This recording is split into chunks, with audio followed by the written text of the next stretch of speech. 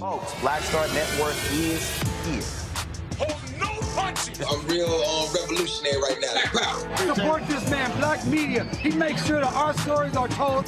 Thank you for being the voice of Black America, Roland. Stay black. I love y'all. All momentum we have now, we have to keep this going. The video looks phenomenal. See, there's a difference between Black Star Network and Black-owned media and something like CNN. You can't be Black-owned media and be scared. It's time to be smart. Bring your eyeballs home. You dig? Thank you.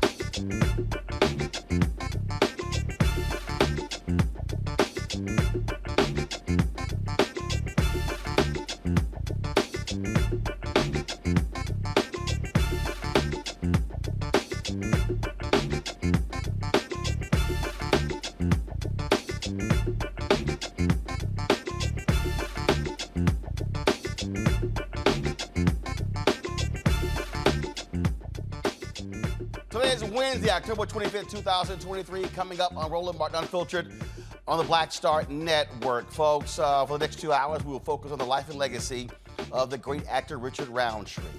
Known, of course, as the first black superhero. He passed away at the age of 81 with his family on yesterday. We'll talk to a number of people: Terry Vaughn, Leon, Spike Lee, Darren Henson. We'll hear from Glenn Turman, Dondre Whitfield, Lamont Rucker. So many folks remembering the icon himself. It's time to bring the funk on the special edition of Roland Martin Unfiltered on the Black Star Network. He's got it. Whatever the biz, he's on it. Whatever it is, he's got the scoop, the fact, the find. And when it breaks, he's right on time and it's rolling. Best believe he's knowing. Putting it down from sports to news to politics. With entertainment just for kicks, he's rolling. It's on go, y'all. It's Roland Martin, rolling with Roland now. He's funky, he's fresh, he's real, the best, you know he's Roland Martin now.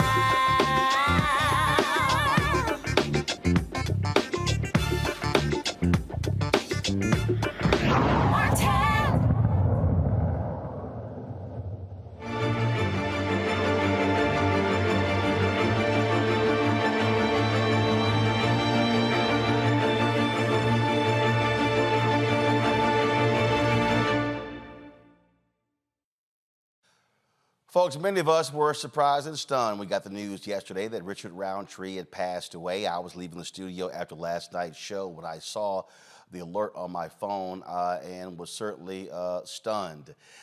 We were just with him last year for his 80th birthday in Los Angeles. He was looking as good as ever, yet according to his family, a couple of months ago, he was diagnosed with pancreatic cancer, and he passed away yesterday at his home in Los Angeles, surrounded by his family. So many people remember him for, of course, playing Shaft, but there were many other movies and TV shows that he played in. He starred in these movies with a number of different people. Two of us join us right now, actress Terry Vaughn and also actor Wendell Pierce. Glad to have both of you with us. Terry, I'll start with you, Terry. Just your thoughts and reflections about the great Richard Roundtree. First, I'm just so blessed that I had the opportunity to actually not just work with him, but really sit down at his feet and listen to the stories that he had to share. And just, I just always feel like our elders and the shoulders that we stand on, they matter so much. So it's never lost on me. So that is a memory that even before his passing yesterday, that's a memory that has always just really stuck with me because we don't get that opportunity so much. So I just feel like a really lucky girl that I got to really sit and laugh with him and as he smoked his cigar and we drank cocktails and he was sharing all these stories about other elders whose shoulders I know I stand on, Pam Grier and Sheila Frazier and Bill Cosby. Just the stories were endless, and he was just so joyful, and I just feel really blessed that I got that moment. I'll treasure it forever. Wendell Pierce, he represented, and we're going to hear this throughout the next couple of hours, he truly represented Black manhood on the big and small screen. Richard Roundtree, a Black. We are losing. I think we issued your signal, Wendell. So let's, Wendell, we issued your signal. So go ahead and start over. It was go right ahead. Let's see if this works now. Yes, I was saying he is the epitome of Black manhood and Black excellence. Richard Roundtree, when he appeared as Shaft, that was every young Black man's dream of becoming the man that Shaft was and is and will continue to be. I was fortunate enough, like Terry, to work with him briefly on a project in 1997. He befriended me on short notice, and I was sitting at the feet of a griot, someone who gave me wisdom and knowledge and all the same stories of those who had come before me. And to know that Shaft was done with these two men of great excellence, Gordon Parks and Richard Roundtree. And I also think of the moment when Isaac Hayes sang that theme song on the Oscars. I was a little boy transfixed to the television screen on Oscar night as I saw the epitome of Black manhood manifested in this great song and this great movie and these great men who put it down for history's sake. And they epitomized what we should all remember, that there are those who go before us who they take to their grave the knowledge that on a certain day they shone the light of people who were not themselves, but gave us voice to our unsung heart song. And for that, they joined the ages. And yesterday, Richard Roundtree joined the ages. Terry, one of the things that I always think is quite interesting is that when you're in the presence of a Richard Roundtree or a Sidney Poitier or a Harry Belafonte, folks sort of approach them sort of genuflecting, if you will. It's not like a lot of people are in that category where they're held in such reverence. He was one of those folks. Absolutely. And admittedly, I remember when we were working on Cherish the Day, we had like a cast dinner, and I was so excited, but also nervous and wanted to make sure that, because you want to say the things that you want to say, but you never want to, just come off weird. But, he was such an icon and he mattered so much to us. I had to tell him, just how much I valued his contribution to our culture, just the way he represented, like Wendell said, the epitome of Black excellence, this Black man. And for me to be able to work with him and better than just work with him, again, share that moment with him that was just genuine human beings talking, sharing, laughing, loving on each other. I had to tell him, how privileged I felt to have this opportunity to sit with him after knowing for years that I stand on his shoulders.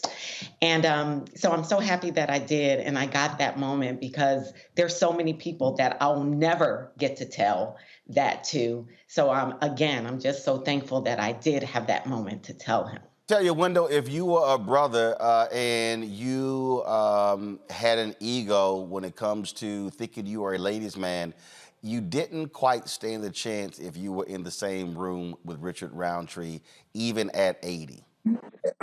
You had no chance, none whatsoever, because he was a man of such grace, elan, intelligence, sophistication, and you knew it immediately before he opened his mouth.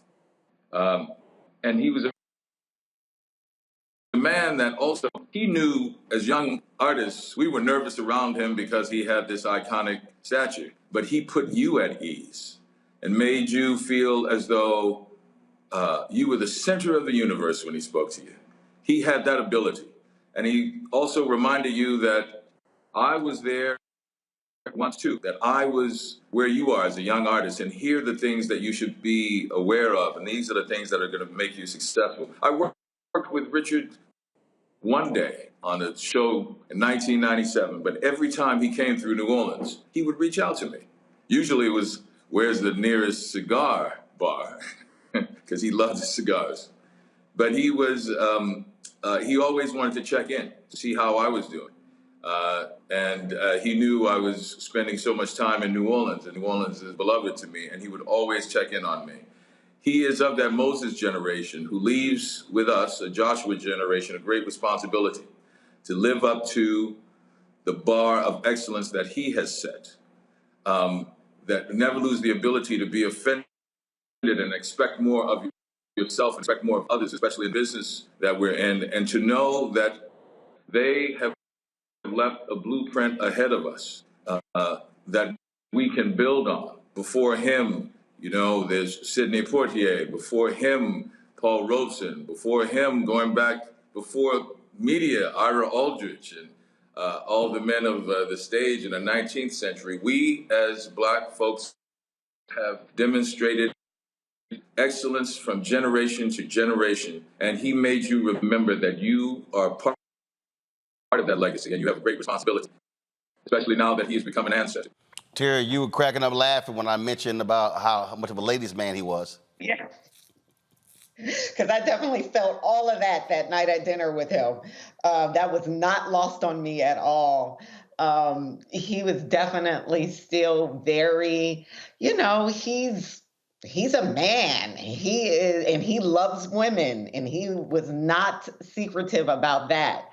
Very respectful, of course, but still, you can, I was agreeing with you that if somebody else is in the room and his 80-something-year-old self was in the room, that's, I think he may win out on a couple of women. And I know my mom, when I told her that I was working with him, oh my God, she almost fainted. She was like, what?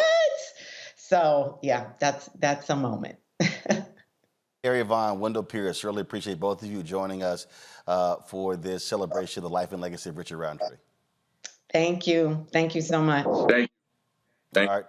Folks, got to go to a break. We come back. We're going to hear from Spike Lee. We'll hear from also many others, Darren Henson, Lamont Rucker, a number of brothers and sisters who worked with Richard Roundtree. Plus, we'll also have a look back. A lot of people we talked to at his 80th birthday celebration. It was an exclusive live stream on the Black Star Network. His family back east could not make it out to the birthday celebration that his children put together. And so they asked us to live stream it, and we actually did so. So we were so glad to be there as well. So lots of stuff we're going to cover over the next couple of hours right here on Roland Martin Unfiltered on the Black Star Network as we appreciate Richard Roundtree, who's now an ancestor at the age of 81.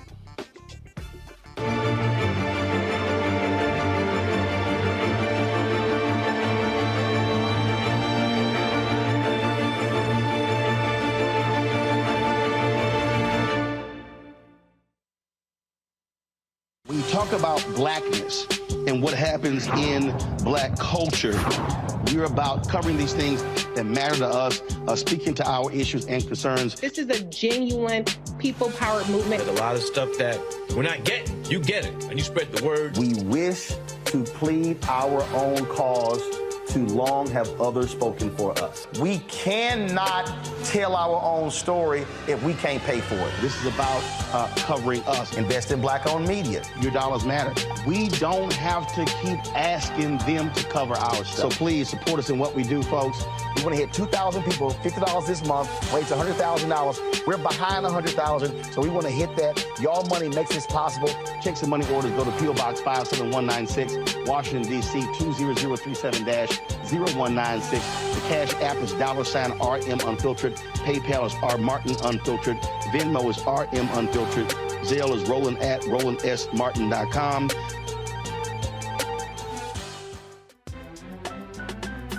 I'm Faraji Muhammad, live from LA.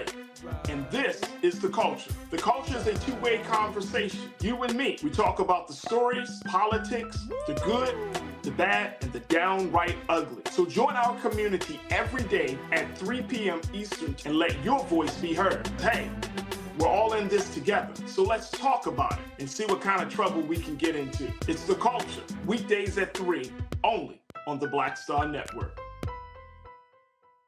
Hi, I'm Dr. Jackie Hood Martin, and I have a question for you. Ever feel as if your life is teetering and the weight and pressure of the world is consistently on your shoulders? Well, let me tell you, living a balanced life isn't easy. Join me each Tuesday on Black Star Network for A Balanced Life with Dr. Jackie.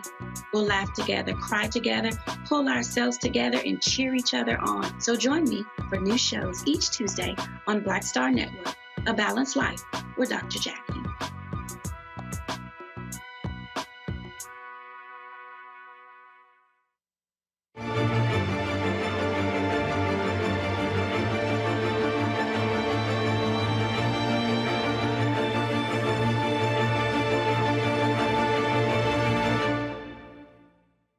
Come on. Sheila Fraser. Sheila, how you doing? Slide this way. Shaft's main squeeze. No, this is Superfly's main squeeze. Superfly's main squeeze was this lady right here, Sheila Fraser. Superfly's Ron O'Neill's main squeeze was this beautiful, beautiful lady right here, Sheila Fraser. Sheila, how you doing? I'm very well. Tell us, how long have you known Richard? 50 years. 50 years. We've been good friends for 50 years. Yeah. So tell us your funniest, craziest, wildest Richard Roundtree story/memory. Okay, I had this big crush on Richard once. Okay, and so I thought, okay, we're all going to go to this party and whatnot. All right, I'm going to catch his eye then. And he saw Free to Pain, and that was it. So wait a minute. Okay, so you were going to this party. No, I wasn't throwing it. We were all at a party. Y'all were all at a party. And Richard was there, and you were thinking about that Frankie Beverly song, that look in your eye. And you were trying to connect. That's right. And so you at the party looking all cute and fine, and Free to Pain looking all cute and fine, and well. That was it. Frida went home with Richard. Well, I don't know about that. No, I already talked to her. Oh, yeah. Right. Okay. She said, me and Richard. I said, we know what that mean. No, so we've been friends. As a matter of fact, Richard is responsible for me becoming an actor. How so? Well, I had a terrible stutter, and so he convinced me to go to the Negro Ensemble Company, and I did. and I got in. And so then when I heard that Gordon Jr. was going to do a new movie, I ran into Richard, and Richard set up the appointment, the audition, and the rest is history. Wow. That's awesome. Yes, and we got a chance to like play husband and wife in a pilot series called Firehouse and different things, you know. But well, y'all go back 50 years. We are close friends. Well, it is great to be here to celebrate his 80th birthday. He's looking good, looking clean. You're looking fabulous as well. Frida says she turns 80 in September, and I say, look, black don't crack. Well, let me tell you about how much I admire you, okay? Any issue that we have, you go to the heart of it, you know, and it's such a pleasure to like watch you. You don't care, you know, nothing is political, you know, with your motivation. You know what, you really care about us, and so you're one of my heroes. Well, I certainly appreciate it. I want you to know that. I appreciate it. I'm gonna keep giving them hell. Hey, listen, and I'll keep praying for you. I appreciate it. I'll take them. Sheila, good to see you. Thank you so very much. Folks, that was last year in July at the 80th birthday celebration of Richard Roundtree in Los Angeles. It was certainly great to be there. And in the next segment, you're going to hear from Frida Payne herself as well. Joining us right now is director, actor Bill Duke. Always glad to see Bill. Bill. Richard Roundtree, one of your contemporaries, someone who, whenever he was on the big screen, I'm not quite sure if the big on the small screen was big enough to capture all of him. Well,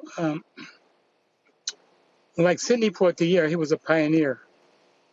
He represented us in a way that had great dignity. You know, before him and Sidney, you know, there are very few black men that, you know, how can I say, had that kind of integrity, had that kind of, you know, manhood, had that kind of whatever. But he was a pioneer, and he was like a great actor, but also he was very conscious in terms of our people. So I celebrate his life and his spirit and all that he has done, everything he has done. Somebody who goes from being an Ebony Fashion Fair model, joins a Negro Ensemble, and he wins the starring role in Shaft, which was his first major role. Right. Not bad for somebody coming out the gate.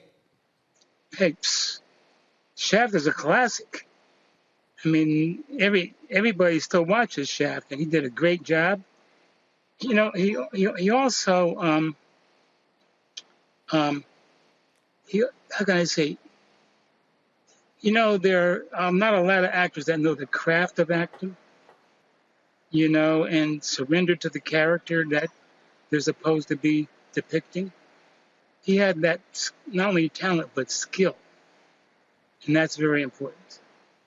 I'm going to play a little bit later something from B.J. Pruitt. He was on Being Mary Jane with Richard Roundtree, and he talked about coming across him in between scenes, and he said, "Hey, you want to run some lines?" And all of a sudden, Richard just start going. He BJ like, "Hold up, I ain't even got that far." And he said, "Oh, he was ready." He said, knew all his stuff. He was ready to go. He didn't play. He was serious. He has great talent, but very, very professional also. I think also what really just stood out for me the most, every time I met him and I saw him, it was just he carried himself so well, and it just sort of reminded me of an African king, when sort of how he walked into the room and how he just sort of just stood over others, because he was he was a tall guy. He was a tall man. He was a big man, and so that was always sort of how I looked at him, sort of as this African king, how he rolled in. Well, he was that spirit, you know. The spirit of the African kings I think, traveled through him. And as I say, Sidney also, I mean, you know, those were pioneers and they went through a lot. And for those of us who are here today still working, and they were the people who were responsible for us being here to a great extent. So I was so happy to know him and appreciate him, his work, and his integrity as a talent in this business. So all praises to him forever, sincerely. Indeed. Bill Duke, always glad to see you. You're a pioneer as well, and we certainly thank you for joining us, sharing your thoughts and reflections about Richard Roundtree. Well, God bless you, my friend. Thank you for having me, and let's celebrate him forever. Indeed, indeed. Folks, a little bit earlier today, Spike Lee and I got an opportunity to chat about Richard Roundtree. It was a great conversation and one that I have great pleasure in bringing to you as well. So here's my chat with Spike. Spike, always glad to chat with you. We ain't gonna talk about sports. All of our teams, they sitting at home. So on the baseball side, we're gonna leave that alone. Now we got to just focus on football and basketball. But when you hear the two names, Richard Roundtree, what's the first thing that comes to mind? I was a freshman in high school, 1971, John Dew High School in Coney Island, and to see Richard Roundtree as Shaft, he was our Superman, Black Superman. Then paired with, directed by the great photographer Gordon Parks and Isaac Hayes. Oh my God, with Shaft. Shut your mouth. I'm just talking about Shaft. I mean, it's hard to explain, and you know what I'm talking. People, I mean, our people that weren't alive then. I mean, the 70s, we were just so beautiful. And I don't want to sound like I'm some old fuddy-duddy, yeah. No, I'm telling you, Ellen, bro, you know what I'm talking about. The 70s, Black Power, Afro, pick with the fist on it, and the music. Wake up every morning to watch Soul Train. and the cinema, John Shaft, Black detective in Harlem, kicking ass, taking names.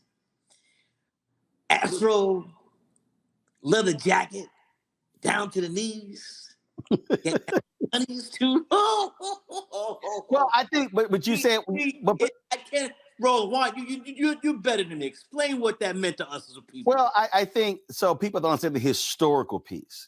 So here you're coming out of the 40s and 50s, where you had Black folks, Amos and Andy, and those type of shows. Then you go into the 60s. Know what I is. You go. Then you go into the 60s, and you've got Harry Belafonte, you got Sidney Poitier. But those were roles that even Bill Cosby on I Spy, those are roles in terms of there was a certain way they had to be more palatable. Let's be clear, more palatable to white America. I'll give an example. And guess who's coming to dinner? Spencer Tracy, Captain Hepburn, in that film, Sidney's going out with their daughter.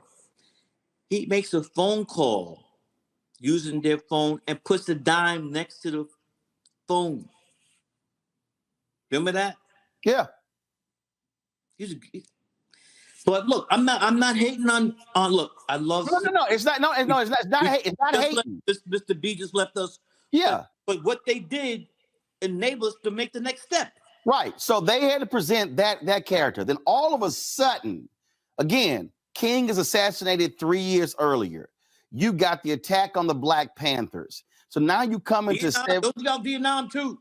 Yeah, absolutely. So now and you got all those brothers who are going to Vietnam getting killed. So now all of a sudden you come to 71, and you're right. All of a sudden you got Marvin Gaye's What's Going On. That was too. Marvin Gaye, that album, What's Going On. Right. You got all of these force things that are moving, and you get this brother who's an unapologetic Black man, kicking ass. And that's the thing. And so you're right. We can talk about Chadwick was amazing and wonderful. But Richard Roundtree as Shaft was truly a black superhero. Game changer. And then he was a good looking brother too. Ladies love him too. And again, right. And so now you're talking about the same era, Richard Roundtree on the big screen, Teddy Pendergrass singing, the dark-skinned brothers were killing the game. Marvin, what's going on?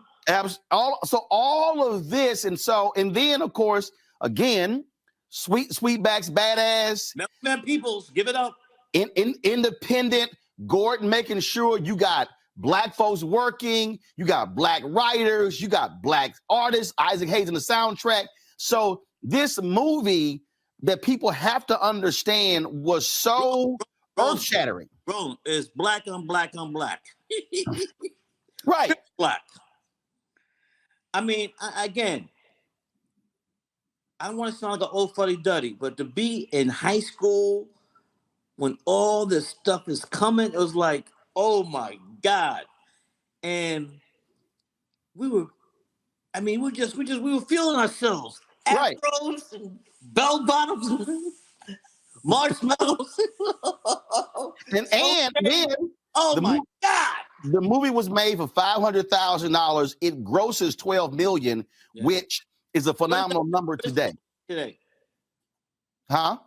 What is $12 million today? I had to look it up. So you keep talking, I'll look it up. Yeah. So people were born after 1971. It was revolutionary. Yeah. Black folks. Angela Davis, UP New Elvidge Cleaver. I mean, Bill Russell's doing his thing. Oscar Robertson, with the unions, and it was beautiful. And I think that we lost something, and we can all go back to crack. That destroyed everything. Not everything, but I mean, it really, we're still reeling from the invasion of crack in our communities. Is it also, I asked, was it also a huge, again, people keep talking about the blaxploitation era. And look, we know how Hollywood works. They saw the success of Shaft, and all of a sudden it's like, oh, let's go down that line. Let me jump in now. Black exploitation films gave us, the black audience, a chance to kick white's ass. They made a lot of money. They weren't made for no money. Made a lot of money. Yeah. The criminal thing is that they did the same movie again and again and again. There you go. And there you go. Not going because it didn't evolve. There you go. But which is also Hollywood. Hey, let's just keep doing the same thing over and over. And they really killed the genre. Killed the golden goose. Absolutely. One of the things I think was amazing, Richard for a long time hated when people would see him and say John Shaft. And it was his daddy who pulled him aside and said, son, there are a lot of people who go through this world and nobody remembers anything that they did. And Richard said it was that thing that changed his thought process. And he accepted it because he accepted what the character meant and why it was so beloved. He was our black Superman. We've never seen something like that.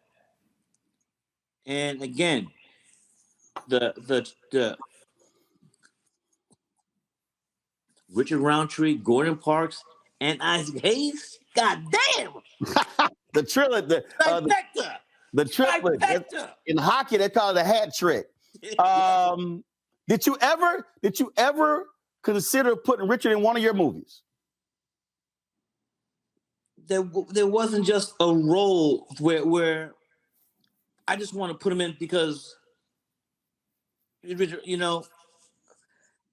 we met a couple times, but it was just one of those things where it just never happened, Right. And I regret it. One of the things that I think I've been watching a lot of these mainstream media stories on him that, frankly, most of them being weak as all get out. They don't know what's happening. They don't know what it meant to us. Well, but they also stop at Shaft. This man was in numerous television shows. He did other movies. His career, 100 movies. His career didn't stop in 1978.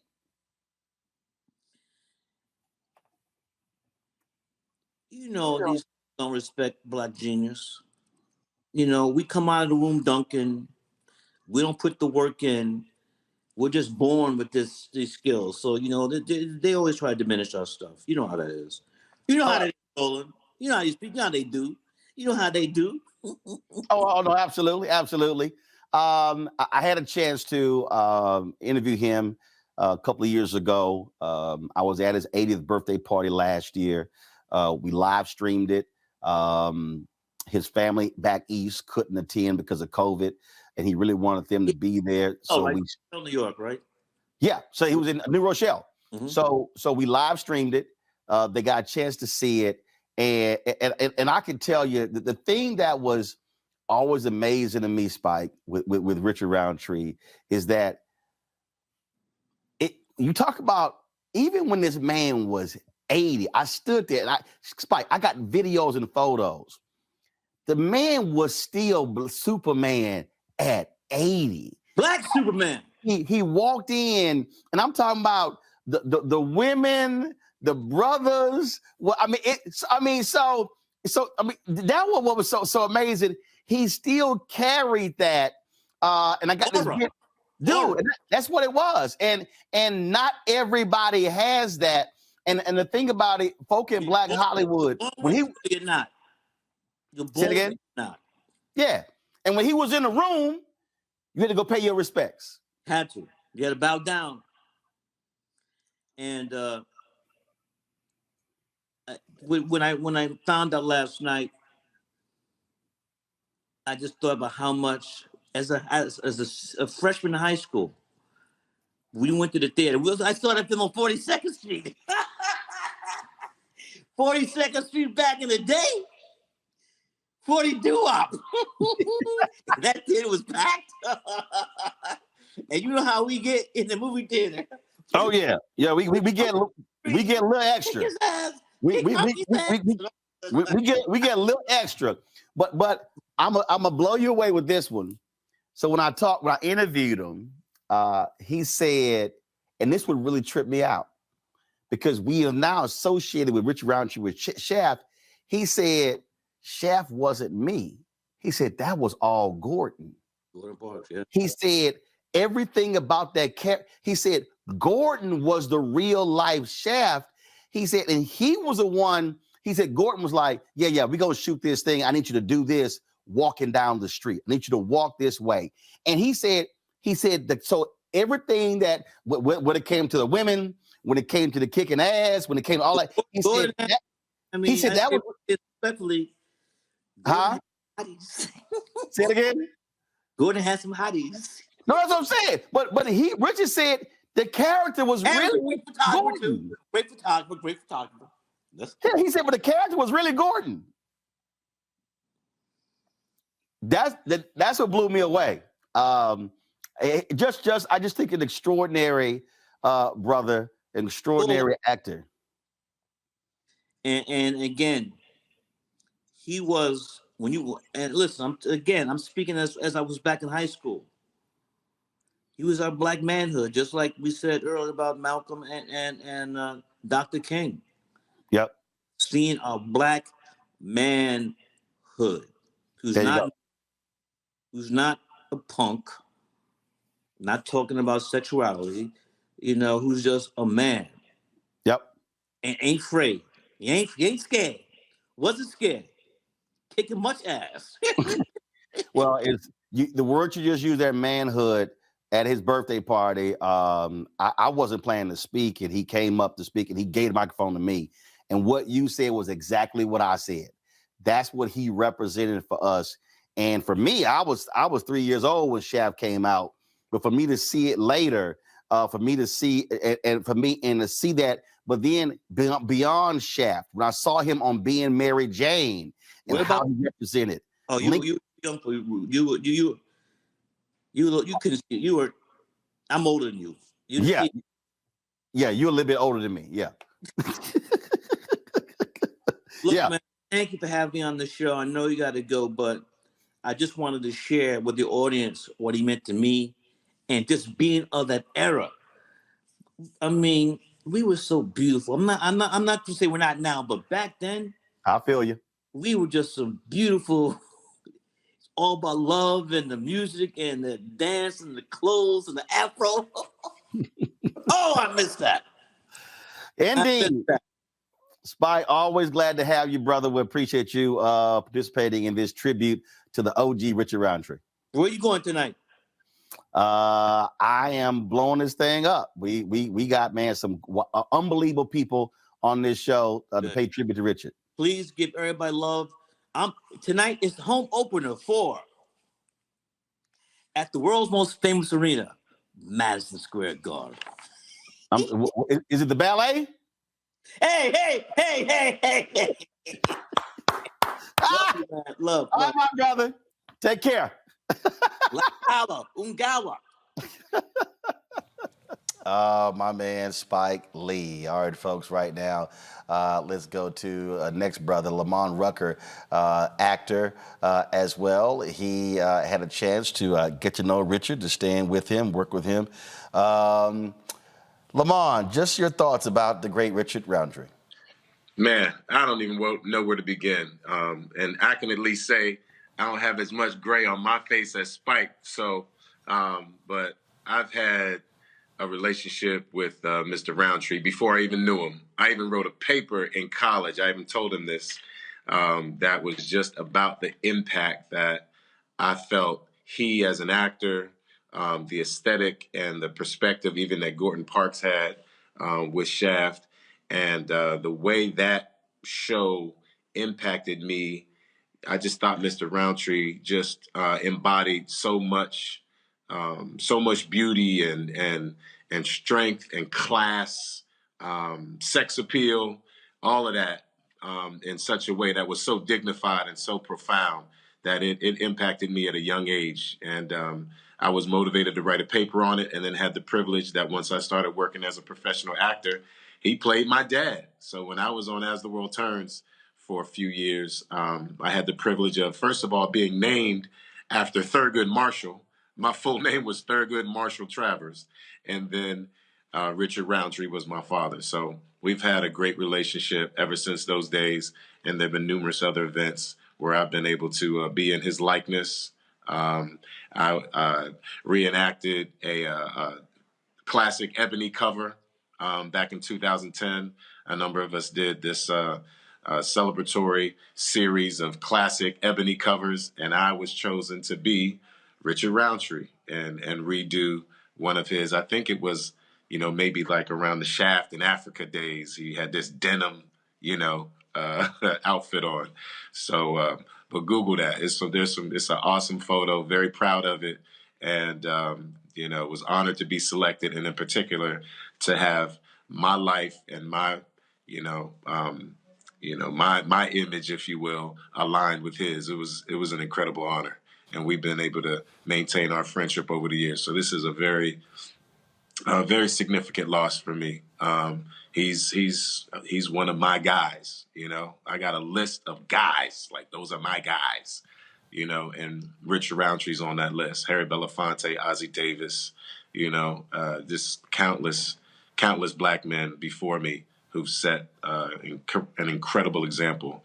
And I'm so grateful for him, so thankful for what he was able to give us during his lifetime at this in this form. And he'll be with us infinitely. He's had too much impact, and too many of us love him too much to really be able to let him go. And you know what, Lamont, one of the things that I tell people all the time, when we are in the presence of elders like Richard Roundtree, when I'm in the presence of many of our civil rights luminaries, I don't care how many times I've met them, whether it's Andrew Young, whether it's Reverend Jesse Jackson Sr., it does not matter. I am going to go over and pay my respects, tell them thank you, tell them we love you and appreciate you. Because you don't know when it will be the last time you'll see them. Yeah. And even regardless of the fact that we know at some point all of our tickets get punched, you know what I mean? It's just the fact that they're they're deserving of that extra level of recognition and gratitude and respect. So I was raised to honor my elders, and I've always treated, Mr. Roundtree as such. He's definitely one of those men along the lines of some of the other gentlemen that you mentioned that, they deservedly make you feel like you're obligated to go up and kiss the ring every time, and acknowledge the crown that's on their head. So he was a beautiful man, and I thank God for him and so many of the other incredible, majestic, and brilliant, beautiful black men that we have throughout our community and our race of people. And I'm sad to see him go and that I won't see him again, but grateful for our time together and what he meant to me and what he's done for so many others. Indeed. Lamont Rucker, we really appreciate you joining us for this celebration of life of Richard Roundtree. Appreciate you, man. All right, love you too, brother. See you Appreciate soon. it, my brother. Thanks a lot. Man. Folks, when we come back, we'll talk with the great Debbie Allen about Richard Roundtree. We'll also chat with Vanessa Williams, who starred in Soul Food. Darren Henson, who was in Soul Food with her as well. We've got a lot more stuff to share with you. Glenn Turman, Dondre Whitfield, Frida Payne, Thelma Hopkins, Ben Vereen, BJ Pruitt. I mean, you name it. We've got lots more right here, folks, on Roland Martin Unfiltered. On this special edition, celebrating life and legacy of the great Richard Roundtree. We'll be back in a moment.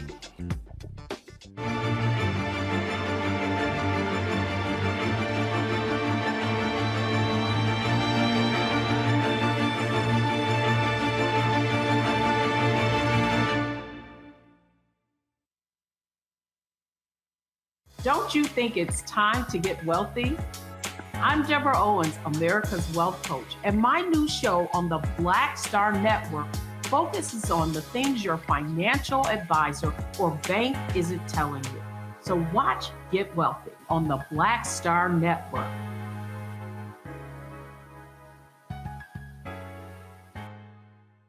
Hatred on the streets, a horrific scene, a white nationalist rally that descended into deadly violence. White people are losing their damn minds. As an angry pro-Trump mob storms the U.S. Capitol, we've seen shootings. We're about to see the rise of what I call white minority resistance. We have seen white folks in this country who simply cannot tolerate black folks voting. I think what we're seeing is the inevitable result of violent denial. This is part of American history. Every time that people of color have made progress, whether real or symbolic, there has been what Carol Anderson at Emory University calls white rage as a backlash. This is the rise of the Proud Boys and the Boogaloo Boys. America, there's going to be more of this. Here's all the Proud Boys, Dave. This country is getting increasingly racist in its behaviors and its attitudes because of the fear of white people. The fear that they're taking our jobs, they're taking our resources, they're taking our women. This is white fear.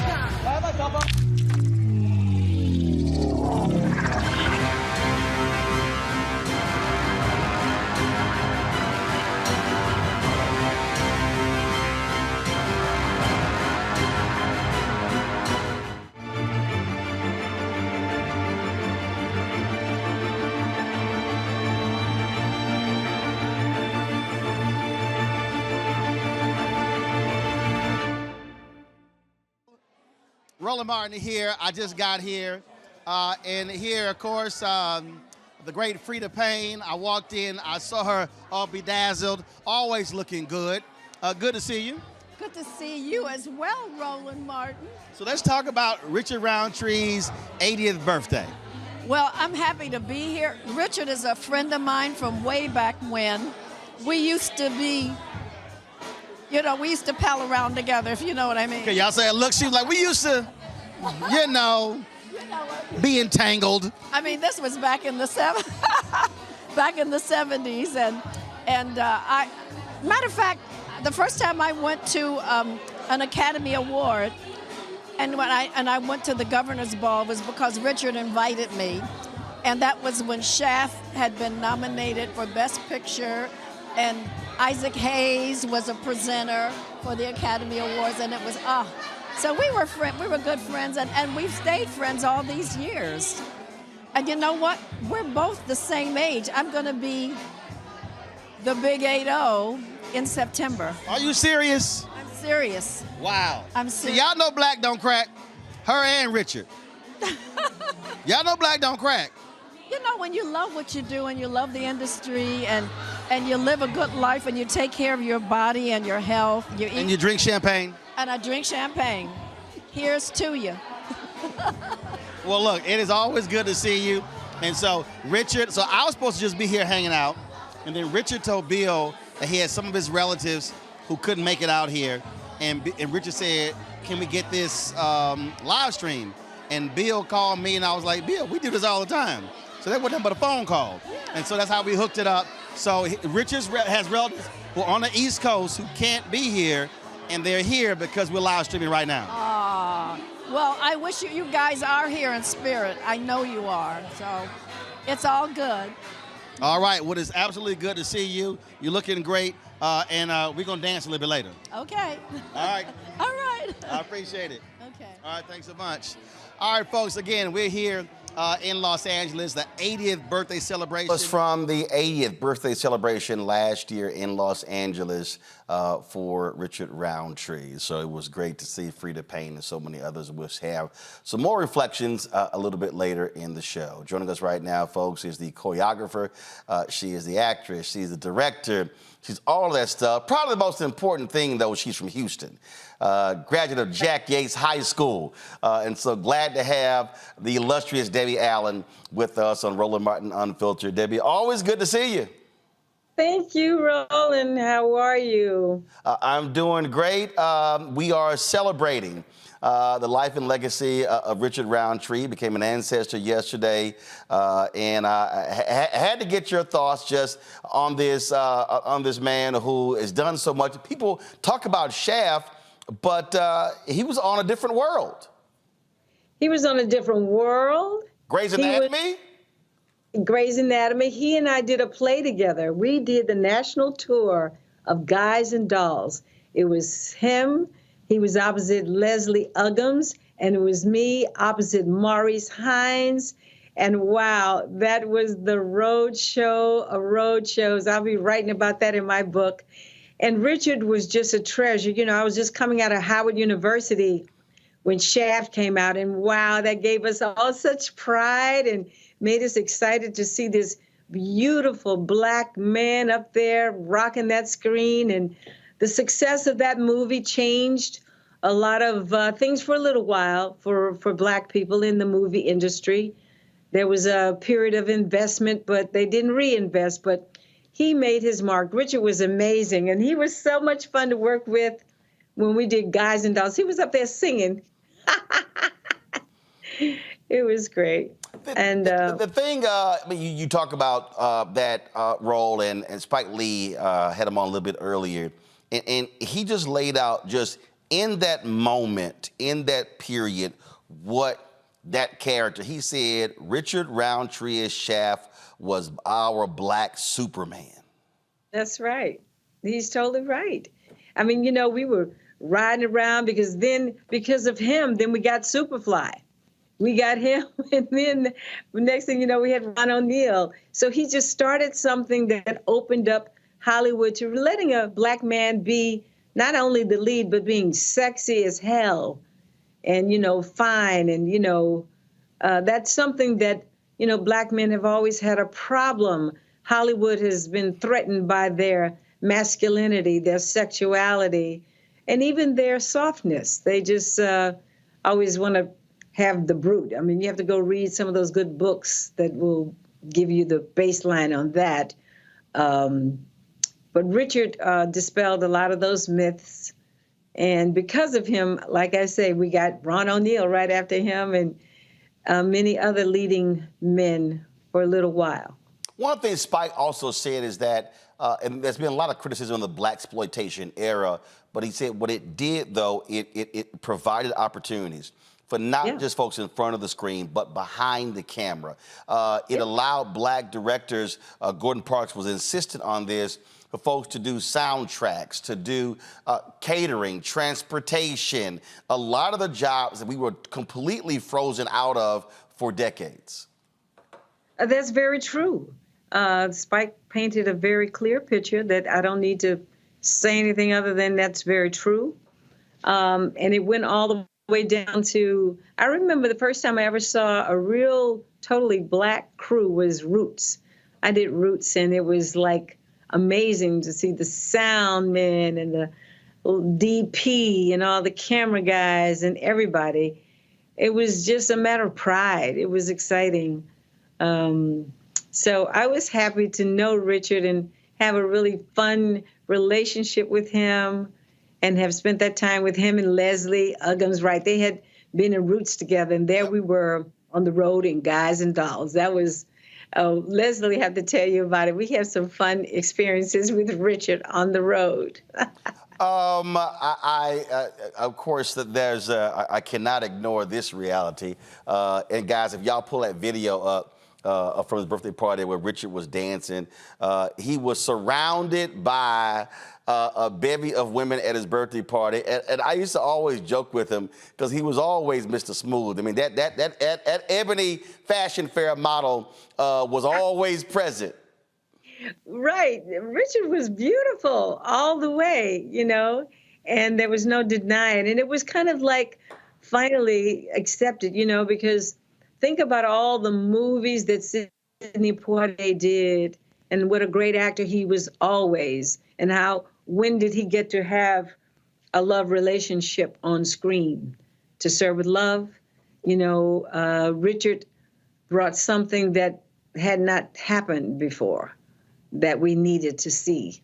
And it's no surprise that he's surrounded by all the women. It makes sense to me. When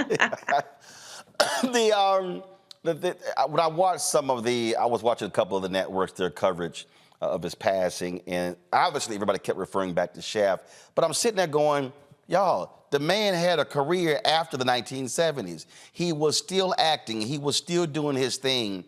He was still, again, on his craft. All of these years, I was looking at IMDb, and look, I mean, he was still doing, he had a movie that actually dropped this year. And I ran to him at Essence last year. He was shooting a show in New Orleans. And so he was, here he is, 80 years old. He wasn't kicking it back retired.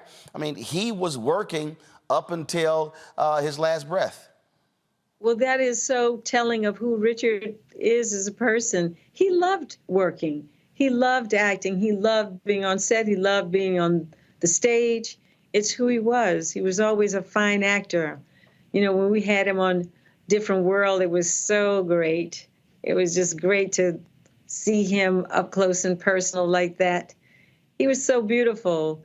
And that he died of cancer is a remarkable thing that we didn't quite know, that he had this challenge in his life. He had had breast cancer many, many years before, but we didn't know that he was still challenged by this health situation. And I'm just sorry I hadn't seen him in this last year. You know, COVID shut so many people down. We haven't seen a lot of people, but I will always think of him with great admiration and joy and love. I always will. Indeed, indeed. Debbie, always a pleasure to see you, chat with you, give my best to Norm, and hope to see you. First of all, we got to sit down and do our one-on-one. Luckily, for the longest, I had one with Richard. We got a chance to do it November 9th, 2021. It was an amazing conversation. We're going to be streaming it after we're done the live show. So you and I got to sit down and do ours as well. I'm looking forward to having lots of fun with it. I'll come anytime. Love you so much. Thank you for all that you do. Thanks so much. Okay. All right, be well. Bye. Folks, when we were at that birthday party last year, so was Dondre Whitfield and his wife, Sally Richardson Whitfield. Both of them have known Richard. That was a moment that, and so let me explain something to y'all. So, you know, Dondre, Chris Spencer, Anthony Anderson, all these guys, they always jacking with me. Talking about me and my cameras, how I always got cameras rolling. Well, see, the beauty of always having cameras with you, you can always capture some great stuff. This was a moment at the birthday party when Dondre and Sally ran to Richard. I was rolling the whole time and captured this. And it was just a great moment between the both of them doing that. And then we also got this from another angle with a cameraman who was there. And so, guys, roll that up. Come on, y'all got it in playback. Roll that one. So y'all see me sitting there doing what I do. And so it was great doing that. And I immediately said, all right, Dondre, turn your airdrop on so I can get it to you. Dondre Whitfield, he joins us right now. Dondre, man, we have lost a great one. I can't believe you wow, that really got me, man. It was so the reason why that moment was so emotional for me watching it, because he told me on a couple of occasions, he said, you're going to be remembered for building a great career, but you're going to be memorialized for building great men. And in that moment, that's what he was telling me. And I remember just being kind of overwhelmed by that moment, to have one of your heroes tell you how significant your life is. And I remember saying to Sally, wow, I wish I had that. Like, I wish I had that, captured. And literally 30 seconds after I said that to her, you turned around and said, yo, man, turn on your airdrop. So yeah, man, we always kid with you about rolling the cameras, but I swear to you, man, I could have kissed you in that moment, because that moment right there meant the world to me. We talk about manhood, and I remember sitting next to him. So I think it's called Icon Man. There's an annual deal there. And here's what's amazing, and I've never told this story publicly, is that, people think of Richard Roundtree, as this, oh my God, this amazing ladies man. Mm-hmm. But he's also somewhat nervous about it. And we were there that night, and he was telling me this story of a woman that he was really interested in, but he was somewhat intimidated by her. By her position, by her stature. And he said, because the whole point of this night was for these group of black men, and Idris was there, I think Boris was there, and for us just to be able to talk and share. I literally said, well, Richard, I said, listen, man, all that stuff is irrelevant, bruh. I said, if that woman is that amazing and awesome, don't be intimidated by it. Go at it. Now, I was sitting here, I was kind of like, how am I sitting here giving some advice to Richard Roundtree? But it was just, so for people to understand, so he wasn't afraid to open up and to have that, and that was the whole point of that night, for black men just to be able to put our egos aside and just to be able to share with one another. That's what kind of brother he was. You knew that you were in the presence of royalty, but he never made anyone feel like a peasant. Richard had the kind of he fathered me in a bunch of ways, because I've always said that you don't need to be fathered by your biological, but you do need to be fathered. And every time I was around him, I took away a life lesson that a father would give you.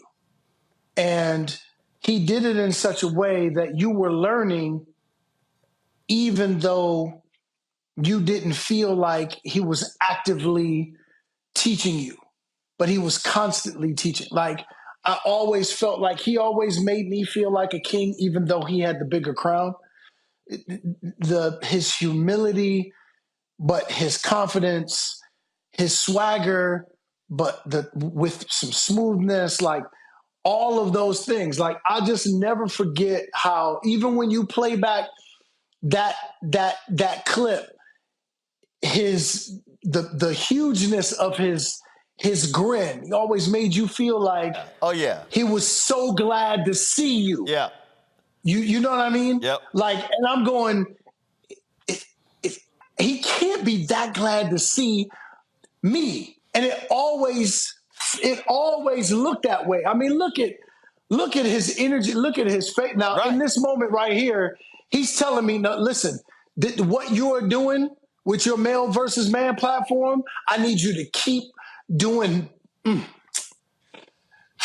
Man, it always felt like it was the most important moment in his life, that exchange with you. And I learned so much in that, because you never know what someone needs from you in that moment.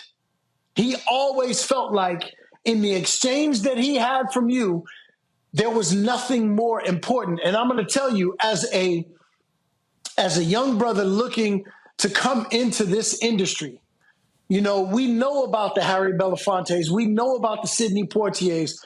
We know about the look at that smile. Look at that smile. Like, it was like, man, there's nothing more important than that. So seeing a Billy D. Williams, but then seeing a Richard Roundtree and going, yeah, I can be unapologetically a black man that is masculine, that doesn't seek to marginalize anyone with my masculinity, because there is confidence in it, but there's also humility in it. Man, he taught me so much, man, in that. A little bit later, I'm actually going to play a clip, because I actually had you, Richard Roundtree, Brian White, Phil Morris on a set together when we did my TV One Washington Watch show.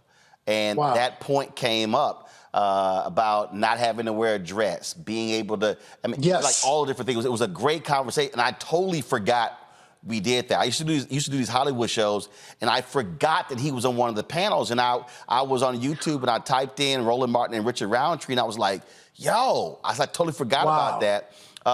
And so you're right, and you're right about the smile. Last year at Essence, my guy's trying to find it. He really screwed up because he actually didn't turn the audio on. So what happens is we're pulling up to the Lowe's Hotel, and the Sprinter door opens, and Richard is literally on the phone in front of the Lowe's Hotel. And so the door opens, and I step out, and he goes, and then this huge smile on his face, gives me a big hug. What are you doing here? And he wasn't there for Essence. He was actually shooting a show there with V. Bozeman. And it was just always great. And you're right, that smile, and he would just hug you, and he would just hold you. And he always had great words of affirmation. I mean, he was just a genuine brother. Yeah, man. He was the kind of gigantic brother that I aspire to be, because, you know, you use the word affirmation, and I talk about this often. Affirmation is actually activation. When you affirm somebody, it's like you turn them up all the way, man. Like, I'm wearing my hoodie, this human hoodie, because when he talked about how what I was doing needed to be amplified, it needed to be bigger. Me doing this, the human podcast, was really about talking about the struggles that we as black men have to endure every single day, and how do we get to the other side of that? And that came from giants like Richard Roundtree saying, what you're doing has to be bigger. It has to be amplified. And I'm going to tell you, when you hear, you know what it is, Roland, when you hear one of your heroes tell you about the significance of what you do, it serves as like a battery pack. Yep. That dude, man, I'm gonna tell you, I'm gonna be smoking a cigar tonight because that brother right there, one of the most memorable moments of my life was sitting down with him. I sent you a clip. Yep. The night after his 80th birthday, that clip from that 80th birthday, the very next day, I'm sitting in first class with Richard Roundtree. We are sitting side by side. It was one of those like surreal moments where we came to celebrate him, and here we are. There it is. We are sitting next to each other on the plane, like just a surreal moment where it was like God was saying, yeah, I know you guys had that moment at that 80th birthday party, but you know what?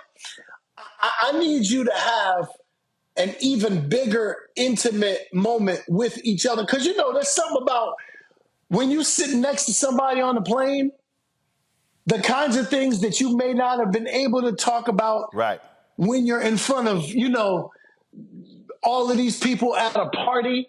There's a different level of intimacy as you share a meal, as you share proximity, and there's no one else impeding on the progress of your exchange. Man, I'm going to tell you, man, I loved that brother. Love that brother. Gonna miss him so much. Dondre Whitfield. Always a pleasure, my brother. Always, man. Love you, bro. Love you, brother. Thanks a lot. Yes, sir. Folks, going to go to a break. We come back. Darren Henson, Michael T. Williamson. We will talk with them and so many other people. They've been blowing the phones up trying to get in. Vanessa Williams from Soul Food. The list goes on and on and on. So we're doing all that we can to sort of pull all this together to give you just a sense of how many people love Richard Roundtree, what he meant to them, what he meant to all of us. We'll share some of the social media posts when we come back. Folks like Gabrielle Union, Taraji Henson, Paula Patton, people who work with him. That's next, right here on Roland Martin Unfiltered, on the special edition of Roland Martin Unfiltered on the Black Star Network.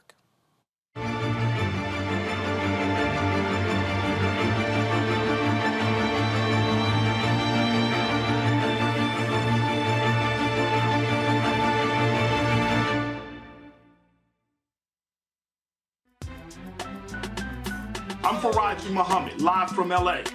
And this is The Culture. The Culture is a two-way conversation. You and me. We talk about the stories, politics, the good, the bad, and the downright ugly. So join our community every day at 3 p.m. Eastern and let your voice be heard. Hey, we're all in this together. So let's talk about it and see what kind of trouble we can get into. It's The Culture. Weekdays at 3, only on the Black Star Network.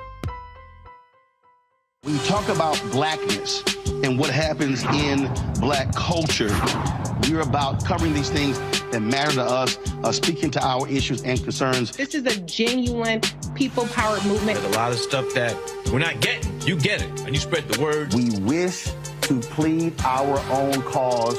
Too long have others spoken for us. We cannot tell our own story if we can't pay for it. This is about covering us. Invest in black-owned media. Your dollars matter. We don't have to keep asking them to cover our stuff. So please support us in what we do, folks. We want to hit 2,000 people, $50 this month, raise $100,000. We're behind 100,000, so we want to hit that. Y'all money makes this possible. Checks and money orders go to P.O. Box 57196, Washington, D.C. 20037-0196. The Cash App is $RM Unfiltered. PayPal is R Martin Unfiltered. Venmo is RM Unfiltered. Zelle is Roland at RolandSMartin.com. Hi, I'm Dr. Jackie Hood Martin, and I have a question for you. Ever feel as if your life is teetering and the weight and pressure of the world is consistently on your shoulders? Well, let me tell you, living a balanced life isn't easy. Join me each Tuesday on Black Star Network for A Balanced Life with Dr. Jackie. We'll laugh together, cry together, pull ourselves together, and cheer each other on. So join me for new shows each Tuesday on Black Star Network, A Balanced Life with Dr. Jackie.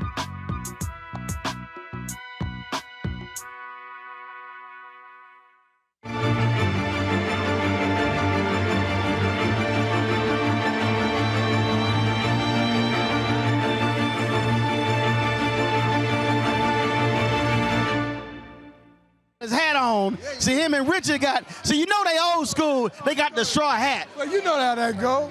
You know, of all people, you know how that go. We already had that conversation. Yo, I saw them sitting over there looking like Pete and Repeat. You ain't worth a quarter. I'll see you, baby. So Richard, here's the deal. I wasn't supposed to be here working. I was supposed to be here attending the party. Then Bill hits me up, said, hey, Richard wants this thing live streamed. Yeah. A lot of his relatives couldn't make it. So I was like, I was on the plane. Okay. I didn't bring my equipment. We had to call somebody. So I said, fine, Richard, for you, I work for free. Now, y'all know I don't work for free.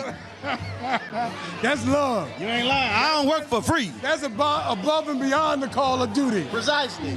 But folk who don't know, y'all go way back. We do. We go way back, me and Richard. We go back to the early 70s.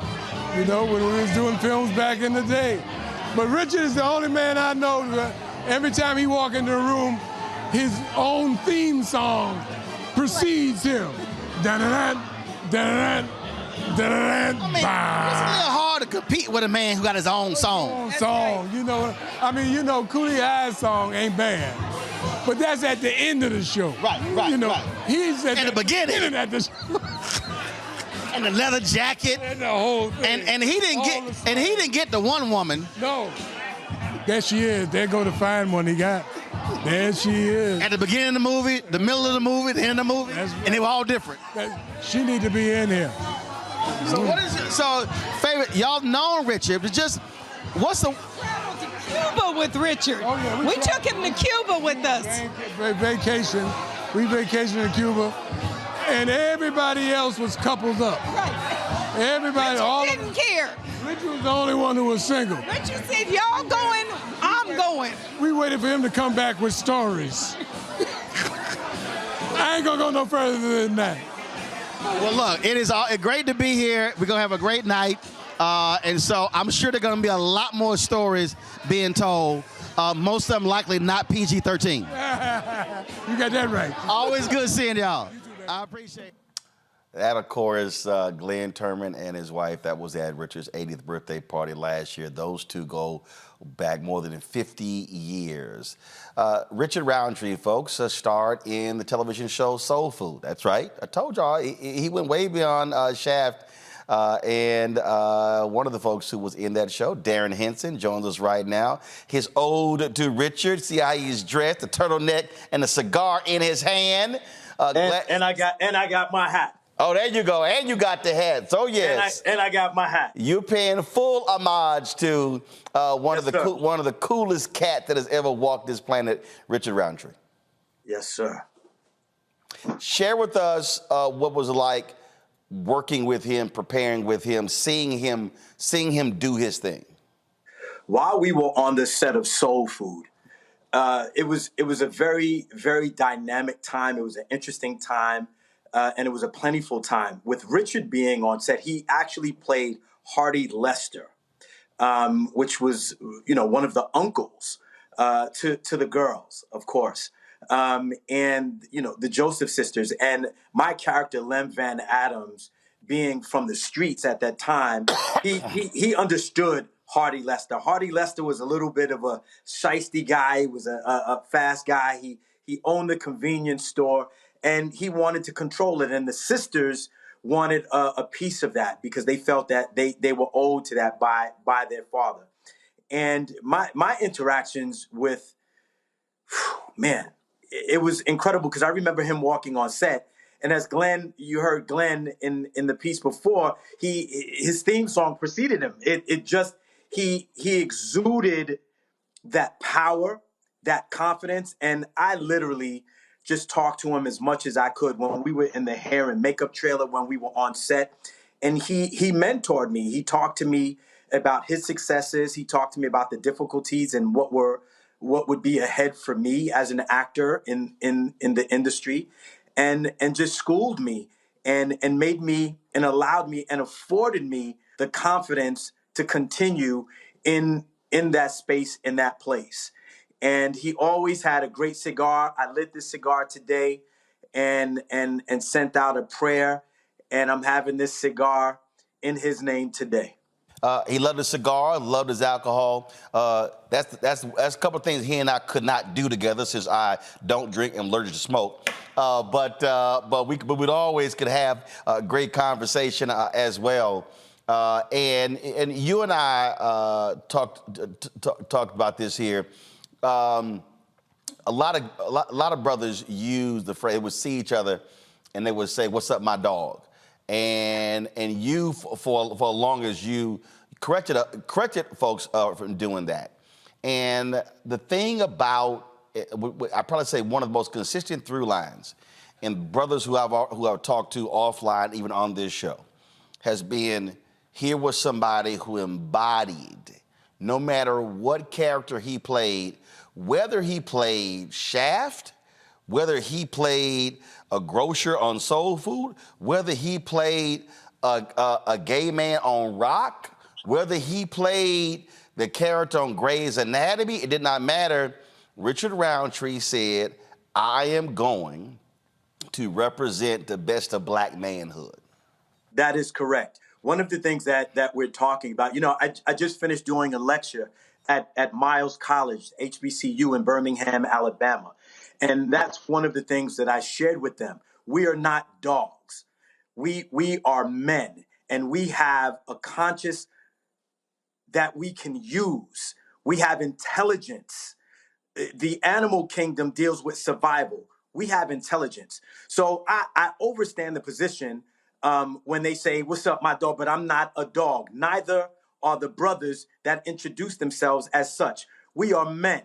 We are black men. We are intelligent men. We are strong men. We are empathetic men.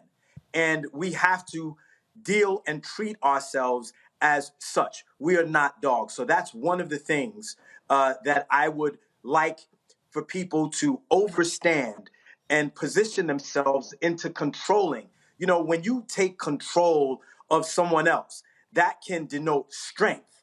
But when you master yourself and your language and your actions, that is true power. And when you carry and you walk with that essence, then we are walking in the state and the place of the greats.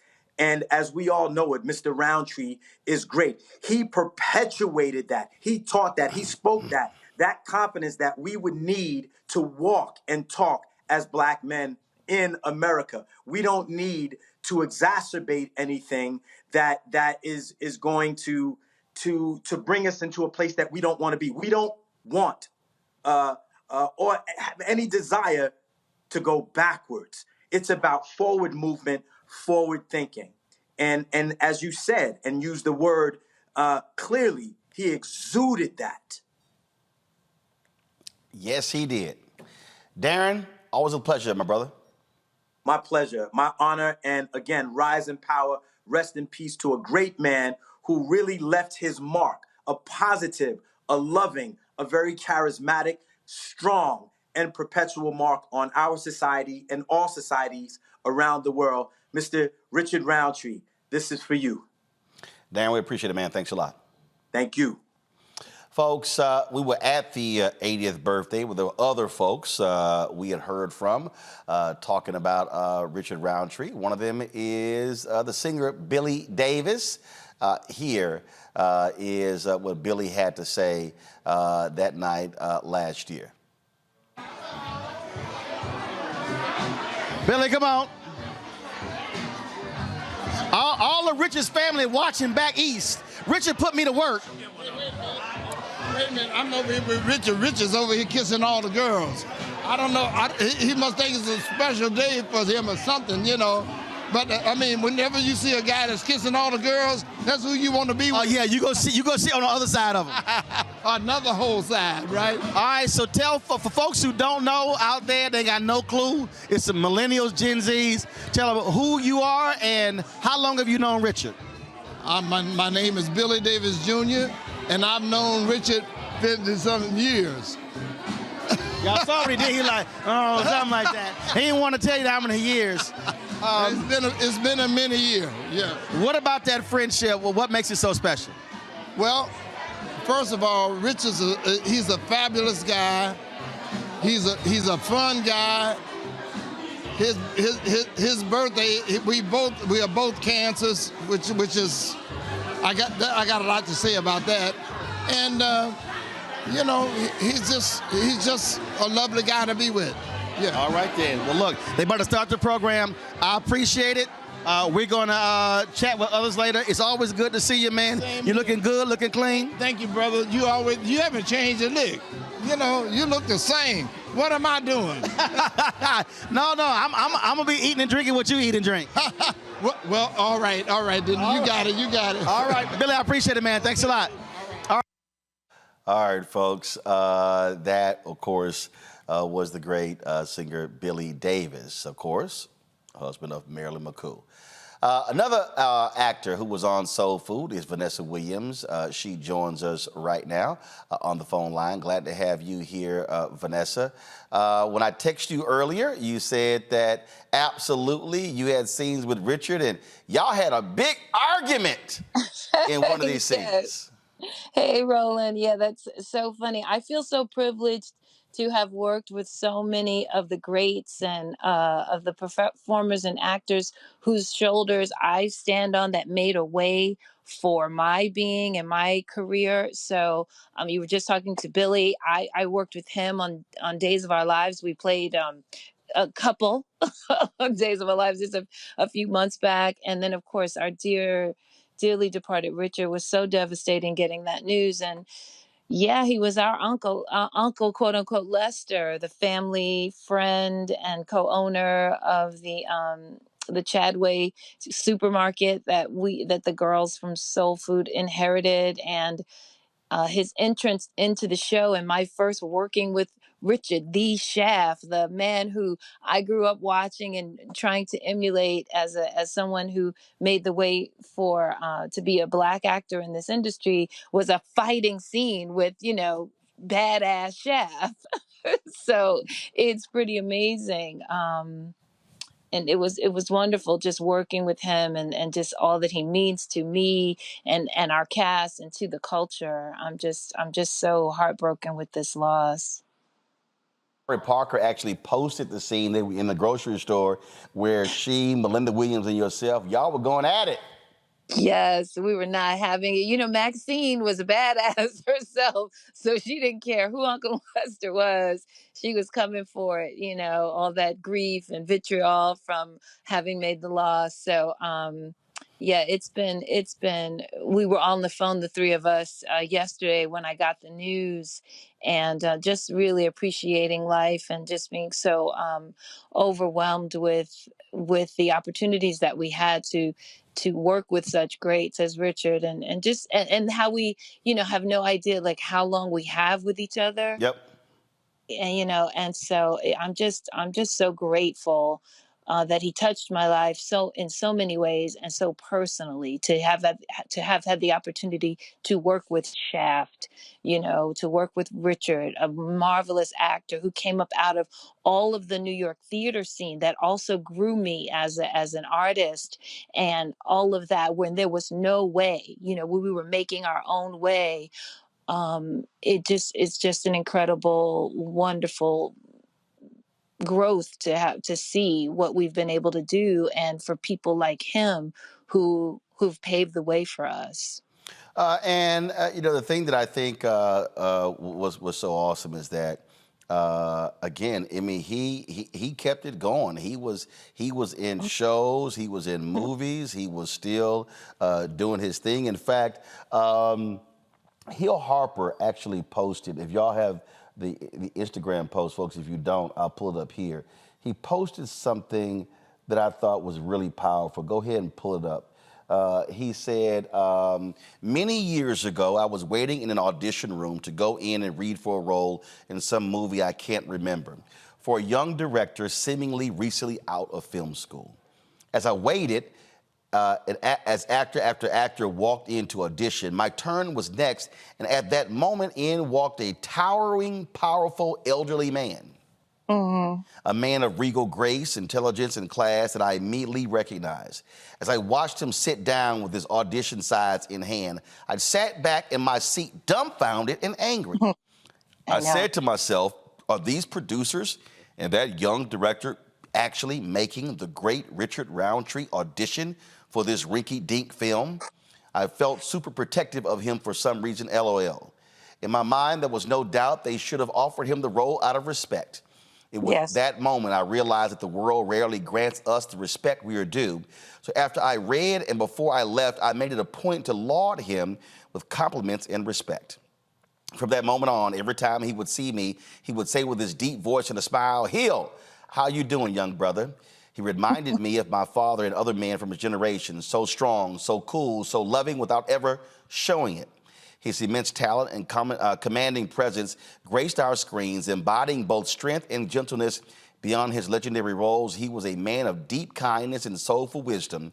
Let us celebrate his enduring legacy and the indelible mark he leaves behind. Farewell, good sir, with all respect, love, and reverence. You, Sidney Poitier, Harry Belafonte, Ossie Davis, and others are leaving us too soon and leaving a definite void. You represent the best of us. We love you. Rest in power, Richard. There's no doubt that he belongs in the pantheon of great actors, but certainly great black male actors. Absolutely. I mean, I totally second the emotion of Hill's most eloquent post.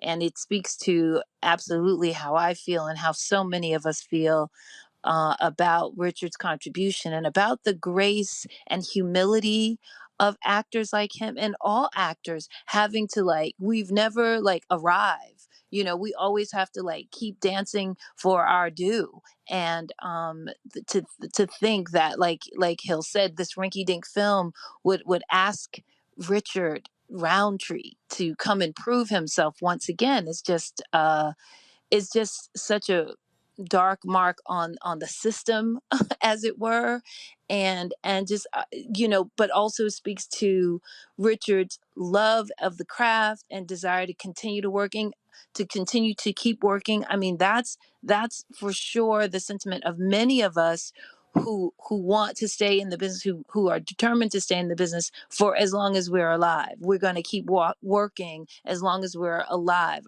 I was just at an event with Richard Lawson and some others, and we were honoring Marla Gibbs. Yep. And it's that same kind of tenacity and resilience. And no matter how many times or how much tap dancing we're going to do, I'm here for it.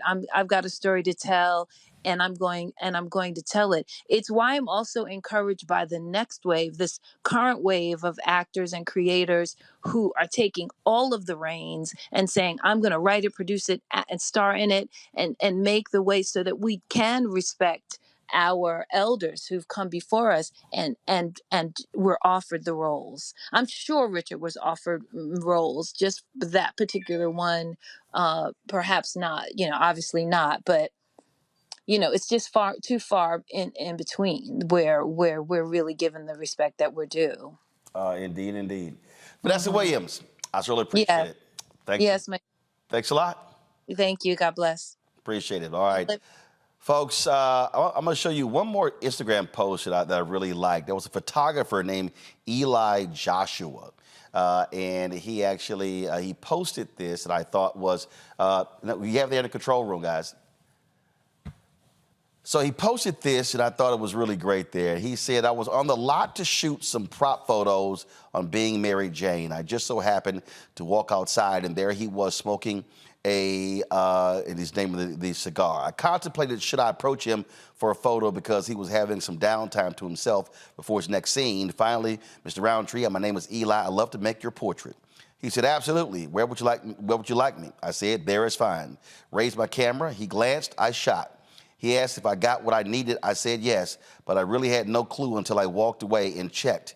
I definitely got what I wanted. Thank you, Mr. Roundtree. Travel free and swift. When we come back, we'll chat with Michael T. Williamson, the actor. We'll also hear from Kathleen Bradley. Y'all know her as Mrs. Parker from Friday, as well as the cast of a Netflix show that he starred in, led by Tia Mowry. All of that next right here on our special edition of Roland Martin Unfiltered as we honor the life and legacy of Richard Roundtree, who passed away yesterday at the age of 81 due to pancreatic cancer. I'll be back in a moment.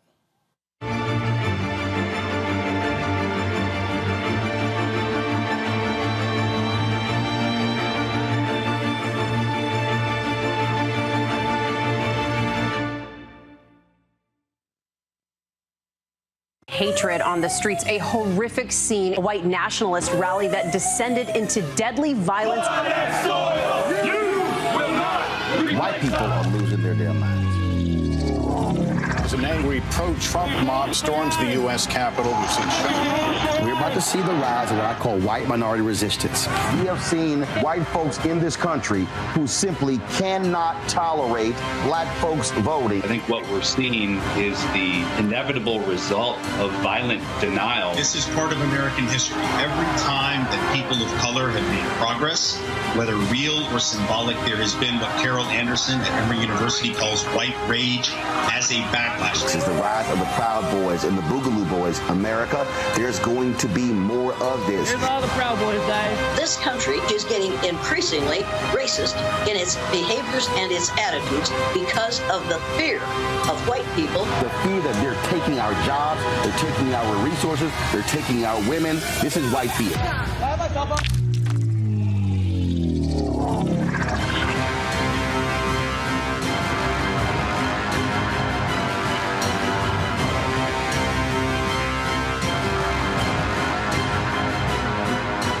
Pull up a chair, take your seat.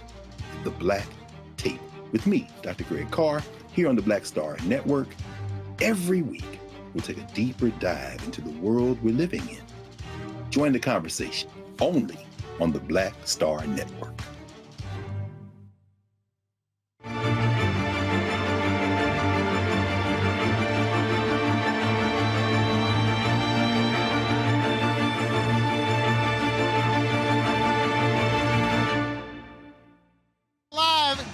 Richard Roundtree's 80th birthday party.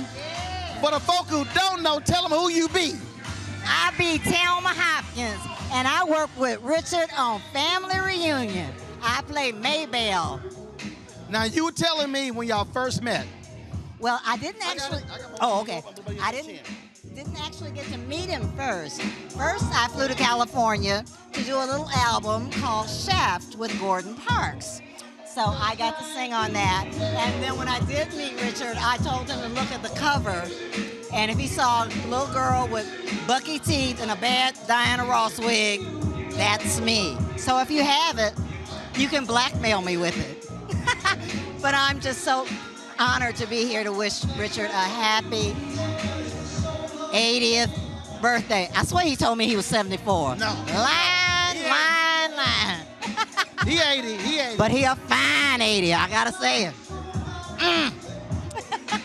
Well, look, it's glad to see you here. It's been great, folks celebrating him, and it's good hanging out, and it's good to see you. Well, he is an icon in this city, even for us who are in the same age category. Almost. So good to meet you. Likewise, I appreciate it. I love your show. I appreciate it. Hi, y'all. All right, thanks a bunch. Appreciate it. All right, y'all. So that was, of course, last year at Richard's 80th birthday. There were a lot of other people who were there as well, who were chatting. Kathleen Bradley, model. Y'all know her as Mrs. Parker from the movie Friday. When it was time for the program, she had a few words to say to Richard. This is a wonderful time for us right now, and a lot of people aren't here to help celebrate because they got lost to COVID. And, you know, for us to have this man right now that we're celebrating is a wonderful time. I've known him for 50 years. I know that's hard to believe. I look like I'm more older than 50. Oh, thank you. I've known him for 50 years. In 1971, I was in the Miss Black California beauty pageant from Mavericks Flat. How many of y'all know Mavericks Flat? Mavericks Flat Days, yes. And he was one of the judges. And you know what? Prior to that, when Shaft came out, ladies and gentlemen, if you're of that age and era, which most of you probably are, the men wanted to be him, and the women wanted him. You look on that screen and couldn't help but get moist. Okay, that's the truth. Am I lying? Am I lying? Raise your hand, all right? That's right. And for him to be this fine black man, I ain't talking about yellow, I ain't talking about mocha, I ain't talking about Well, yellow's good too now. I've been knowing him too, modeling days. But this fine black man with these beautiful teeth, he set such a wonderful, great precedence for acting, for men, for action, to let people know that we could do it. And we kept going back to see him in this role. He helped others develop this kind of action role, and people wanted to be inspired by him. He's a wonderful person, a longtime friend. His golf game ain't shit, but I love you! Love you, man! Thank you, Kathleen. Oh my goodness! No, stick with it. She walked over, gave Richard a big hug. He was over there in the corner chilling with Billy Davis and Jim Brown and others who were there. We lost Jim Brown earlier this year as well. Gabrielle Union, who starred with Richard in Being Mary Jane on BET, she posted this on Twitter, this tribute to Richard. Richard Roundtree had many recognizable roles, but I knew him best as Paul Patterson on Being Mary Jane. He truly was a transcendent actor through and through. R.I.P. Folks, also who starred on Being Mary Jane was B.J. Pruitt. I got a chance to chat with him at that birthday party, and he had a hilarious story he shared about Richard. Here it is. You doing? So Richard wanted this live stream. I ain't here working. This is a favor. So folks out there watching, he got a family who couldn't be here, so we're live streaming it. But folks who don't know, first of all, tell your name. I'm B.J. Britt. I played P.J. Patterson on Being Mary Jane. Absolutely. Yeah, And so he played Dad for 5 seasons. So you got a chance to work with the legend. Tell folks about what that was like. Oh my God, incredible! Every day, that's the man. You already know that. But that's the man. Every day, just hanging out with him, just soaking up everything that I could possibly do. Now one thing people don't realize, Richard is low-key funny. Oh, he is now. Trust me. Thank you. How you doing? Oh, he definitely funny.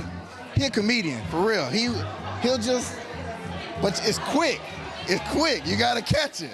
He's real quick with it. But yeah. So give me one moment on the set that folks that really stands out for you working with him. Working with him. For me, I think it's just the prep work. We were staying in the same hotel, so I'd come downstairs and I'd see him in the patio. Out there, smoking a cigar, drinking his gentleman jack, going over his lines, and I'd be like, and I'd just come in front of him and just sit down, and they'd be like, oh. And I'm like, you wanna run some lines? And then he'll just start spitting. I'm like, wait, I ain't got to that scene yet. So he already gone through it. He already go. He on it. I'm like, let me catch up, man. Let me catch up. He's still on it. How you doing? Good to see you, my man. Good to see you. That is too funny. Taraji P. Henson shared her thoughts on Instagram. Richard Roundtree played her father in a movie. She said, rest in paradise, hashtag Richard Roundtree, the original Shaft. Speaking of Shaft, Samuel L. Jackson, who took the mantle of Shaft, Richard Roundtree, had this to say on Instagram as well in a great post here. Sam, of course, first of all, Sam loves a doggone large caps. And so he's always writing in large caps. He showed his appreciation for Richard here, folks. And as you see it right there. And again, when you think about Sam Jackson, you think about, of course, following, you got Jesse T. Usher, who also played the role in the Shaft lineage, if you will. They all did so, both of them recognizing the greatness of Richard. Sam, again, said, Richard Roundtree, the prototype, the best to ever do it. Shaft, as we know it is and will always be his creation. His passing leaves a deep hole, not only in my heart, but I'm sure a lot of y'all too. Love you, brother. I see you walking down the middle of Main Street in heaven, and Isaac's conducting your song. Coat blowing in the wind, angels whispering, that cat Shaft is a bad mother. Shut your mouth. But I'm talking about Shaft. Then we can dig it. That's Sam Jackson. Jesse T. Usher, as I said, he is a part of the Shaft lineage. Jesse T. Usher posted this on Instagram. Jesse said, "The image from the first time I met Mr. Roundtree will forever be imprinted in my memory. He was standing across the way, conveniently propped against the base of a light post as the cloud of smoke from a cigar wafted through the air like a literal depiction of his aura, illuminated by the only light source in the lot, which was directly above him. Haha, absolutely legendary. He taught me many things, but above all else, humility and thankfulness. He was and always will be the motherfucking man. Rest in peace to the OG Richard Roundtree." Folks, as I said, there were others who spoke at that birthday party. You heard Thelma Hopkins talk about the Netflix show Family Reunion. Well, several folks from that show were there, including the actor Cameron Wright. This is what Cameron had to say at Richard's birthday party last year. Yeah, I just want to say something real quick. I've had the honor and privilege of getting to work with Mr. Richard for the past few years, and over the past few years, he's taught me so much. I've learned so much from him, not only how to be a good actor, but how to be cool, you know? So I just want to say, when I grow up, if I'm half as cool as you are, that's a great success. I'm Meg Deloach, and this is Jordan James. We recently worked with Richard on a sweet show called Family Reunion. I have to tell you, I've been in the business a long time, and when it came time to cast the role of Grandpa, somebody said, "What about Richard Roundtree?" And I was like, "Oh God, please. That's not a possibility, is it?" And my dear friend Dawn, who's here today, said, "Let me make a phone call." And she got Richard to read the script. And I'm forever grateful because for those of you who may not have seen the show, he has such a strong, a powerful presence, as he always does. And he anchored our family. And I'm just honored that he chose to be a part of something that I created. And I love you, Richard. Thank you for all the graciousness and the greatness you brought to the show. And thank you for saying yes. Thank you for saying yes to Dawn. Yes! And I love you too. And Jordan wants to say, "We love you and happy birthday." Bye. Here, folks, is actress Beverly Todd. Hi, Richard. I don't know if you remember. I hope you do. Remember Lincoln Heights? You remember Lincoln Heights? Do you remember that I was your wife in Lincoln Heights?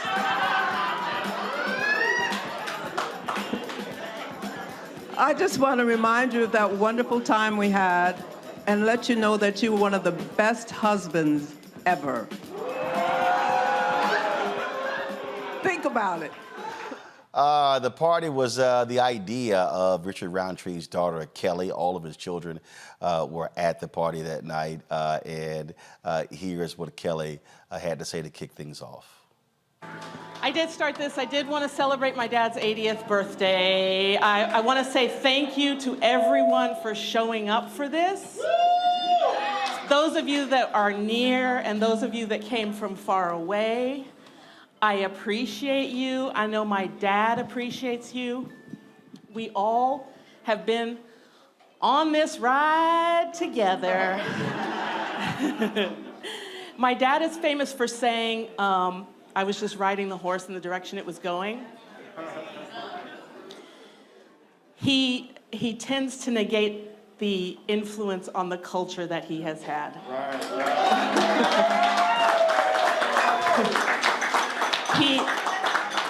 His life has been of the more extraordinary than the average life, and we're here to celebrate that life this evening. And I so appreciate that you guys have all shown up for this. It means a lot. It means that he has had an impact on all of us together and the culture. And I just want to say publicly here and now, I love you, Dad.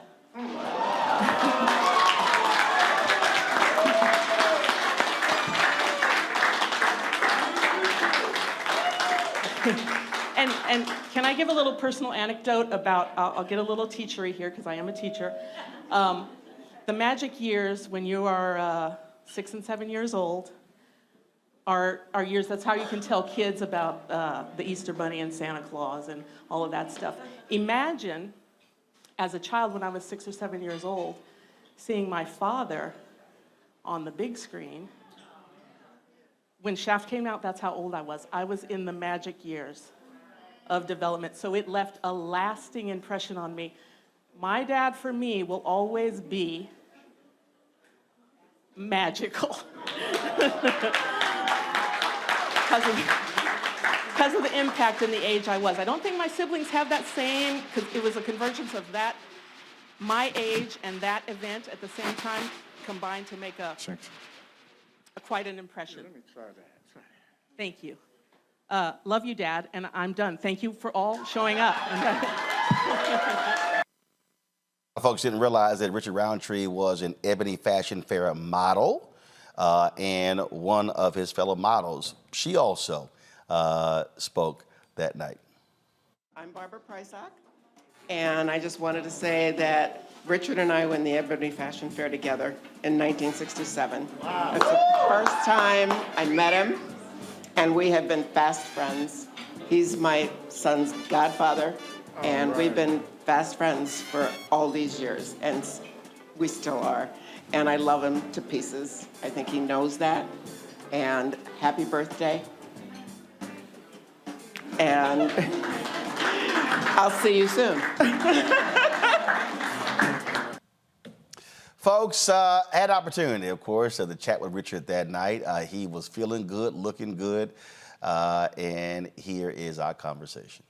Stream here, but I just wanted to go ahead, give you the final word, man. Great night. How do you feel? Roland, as I said earlier, reaching the age of 80, I had no concept of that to begin with. But I'm a very private person, and my oldest daughter, who has never asked me for anything, came out from Illinois.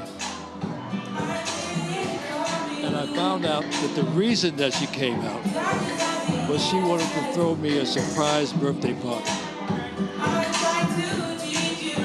What? Now, normally the surprise birthday party, you don't know about it. Right. But she kind of needed you to tell her who to invite. Exactly. She said, I don't know who you want to invite. I don't know what facility you would like to have it at. That's when I turned it over to Bill Hammond. And we've known each other for a long, long time. And I know he's the best black man in this town to throw an event. Well, look, I was honored when she called me, left me a voicemail, and she said, I want to invite you to my dad's birthday party. And I tell people all the time, I don't expect things. People don't have to invite me to anything. And so when she called me, I said, I will be there. So when I saw you in New Orleans and you asked me, I said, don't worry, I will be there. I'm going back to New Orleans in the morning. We finish the job. And man, I'm so happy to see you here. And the words you spoke. My brother, I appreciate it, my brother. You the man. We love you, Philly, baby. Happy birthday. Thank you. All right. All right, Roland. That's it, y'all. And here's the deal. Richard wanted this because a lot of his family members. So when Richard was talking about the words I spoke, so here's what happened. Again, I'm shooting a video there. Bill Hammond is going to call Richard up, and then Richard decides to just hand me the microphone. And I tell people all the time, always be ready when they pass the mic to you. Here is what took place. Richard, you want to bring the mic over? You want to say a few words? Oh, you want to come up? Come up, Richard. Come on up here, Richard.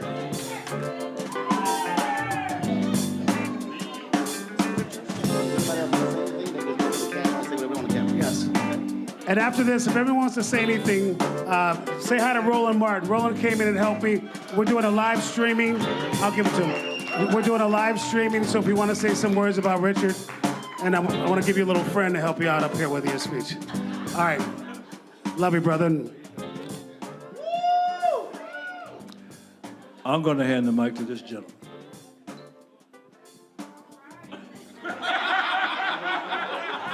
It's his birthday. I got the mic. All right, I'll say a couple of words. You're absolutely right. One of the coolest brothers ever. We had an opportunity. There was an Icon Man event where we got to sit at the table together and fellowship for several hours. Have always loved him from afar. Then we had this great one-on-one interview. We talked about everything from family to his dad, having nothing to say about him getting shaft, growing up, his long history. As a black man, I've always used my platforms to affirm brothers. This is no disrespect to sisters, but typically when you see brothers on the air, they're praising their mothers. And very rarely do you see black men affirming other black men through television.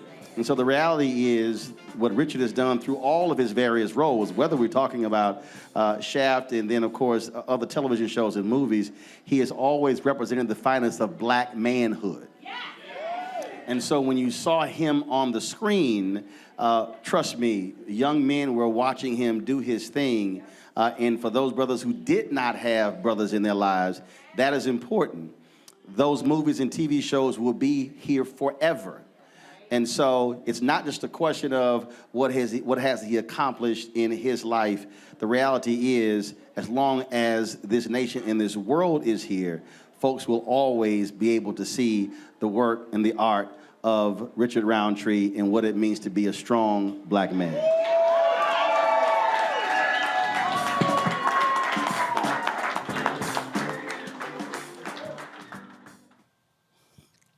Brought him to tears there, and of course, he had a few words to share with us as well.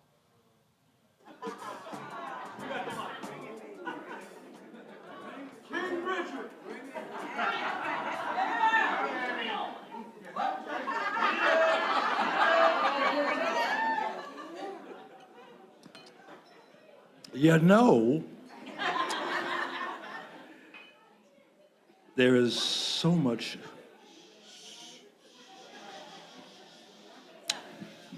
love in this room. I have, this has been singularly the most incredible weekend. I have my family here. My oldest daughter came out in April, I think it was, and I thought it was just another visit. She's going to spend some time with me and her brother and her sister-in-law and Ezra. But she was hanging around the house, and I didn't think too much of it. But she came into my office and she said, "Dad, I need to talk to you."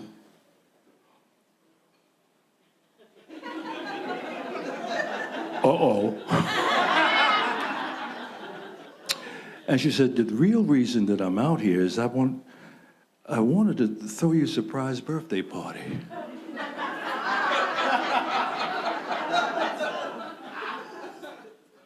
When I got up off the floor, I said, "Really?" She said, "Yeah, but the problem is, I don't know who you'd like to invite, where you would like to have it, so I need your help." Okay. That's when Bill Hammond came into the picture. And Bill, as Bill said, we've known each other for a long time, and I know he does the best events. And I hooked them up, and they collaborated, and this is what you see. I am so over the moon of feeling all of this love in the house tonight. I appreciate you all for being here. And Roland, that was stupid.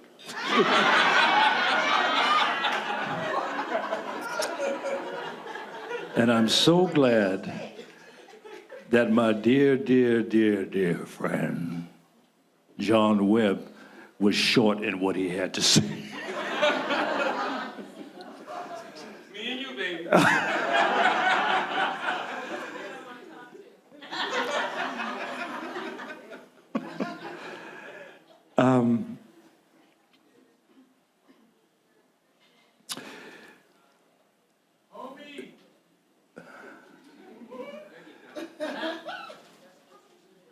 Tina and Patrick spoke briefly. I introduced them.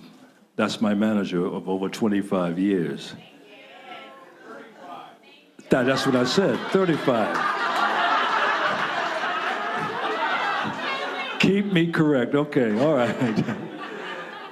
It's been an incredible journey, and I appreciate you, and thank you.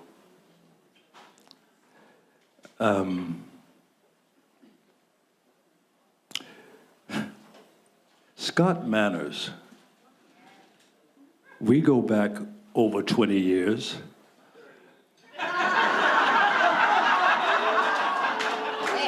Okay, Scott, 30 years. On and off for 30 years. But you have managed to maintain my career that I've been employed for all of those years. And I thank you. I thank you. I have the pleasure of a large percentage of the group of people from Family Reunion.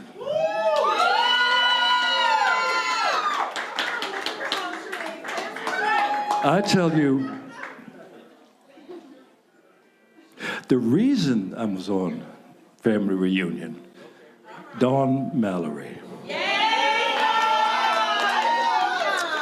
And she called me up and said, you know what, there's a project that I would like you to consider. I said, consider? Meg, I talked to Meg, and she said, yes, I would like it. I'm aboard. And you guys,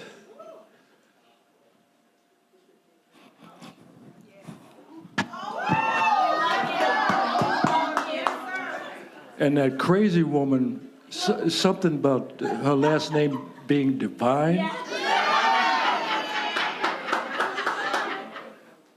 Who has a last name Divine?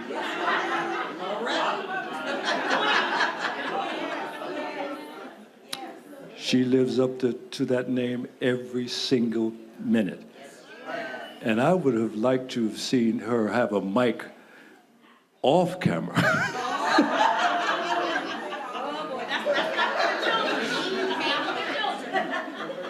Those 3 years on that show were magical to me. And Meg, I thank you. I thank you. And it was a joyride.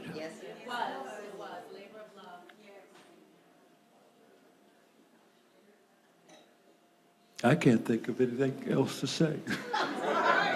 I want to thank all of you for being here, and I want to thank you for all the love that I've been receiving up in here tonight. Thank you, thank you, thank you. Love you, brother. Richard Roundtree, happy birthday. Now let's celebrate. We have food. We got Laura Finesse. Folks, this is why we do what we do. One of the reasons why when I started Roland Martin Unfiltered, of course, Black Star Network, is we operate by the premise of the nation's first black newspaper, Freedom's Journal, which wrote on March 16, 1827, in the third paragraph, we wish to plead our own cause, too long have others spoken for us. And so, yeah, there are other outlets, other national shows. They did their Richard Roundtree retrospective. I saw some of them. Some were 2 minutes, some were 3 minutes. Many of them, they voiced it over. You never actually heard from Richard. Because we had a relationship, we had the exclusive footage of that birthday party, our sit-down interview. But we also wanted you to hear from all these different people who crossed paths with Richard Roundtree. There are so many others who want to be on the show. We'll be chatting with them tomorrow. Michael T. Williamson, actor Leon. We missed each other a little bit early. We're going to try to get him on tomorrow. And so many others who responded. They wanted to share their thoughts and reflections on Richard Roundtree. Because you've heard me say this, that if we do not have Black-owned media, then we're asking somebody else to tell our story. The life and legacy of Richard Roundtree was worth more than 2 or 3 minutes on CBS or ABC or NBC or MSNBC or CNN or any of the other networks. It's more than that. This is an opportunity for us to honor and cherish one of our own, to show them how we felt about them. We did that when he was alive. And I really hope our various organizations, the NAACP Image Awards, whether we're talking about the National Urban League, or we could go on and on, all these different organizations, I would hope that we are honoring our greats before they become ancestors. Let's not wait until they're 80 and 90 years old. Let's honor them a lot earlier. You heard Vanessa talk about Marla Gibbs. Marla Gibbs is still working. Marla Gibbs is one of the funniest people. Look how much attention Betty White got, magazine covers and on television shows. Marla Gibbs hasn't gotten any of that. But she is 90 plus years old. She is still doing amazing work. So our goal here is to be able to show them how we feel about them, because we don't have to ask permission when it comes to who we honor and how we honor them and how long we desire to honor them. So when you hear me talk about supporting this show, that's why. When you hear me talk about contributing, becoming a member of our fan club, that's why. Your resources helped us fly to Los Angeles and sit down and rent that Airbnb and bring in the crew and bring in the cameras and sit down and talk in that Airbnb with Richard and Sally Richardson Whitfield and Flex and Ray Chu and Trevor Jackson and so many others we talked to. And so this is why we have to fund our own as well. Because I think probably if you add up all of these other networks and their tributes to Richard Roundtree, it likely won't even add up to 20 minutes. That's why we wanted to give him the time and attention that he deserves. We did it while he was with us, and we do it while he's an ancestor. If you want to support us in what we do, here's the way you do so. Check in money orders. Go to P.O. Box 57196, Washington, D.C. 20037-0196. Cash App is $RM Unfiltered. PayPal, R Martin Unfiltered. Venmo is RM Unfiltered. Zelle, Roland at RolandSMartin.com. Roland at RolandMartinUnfiltered.com. We're not done. I'm going to step away. We're going to share with you the one-on-one Rolling with Roland interview that we did with Richard Roundtree, November 9th, 2021. It's an amazing conversation. It gets deeply personal.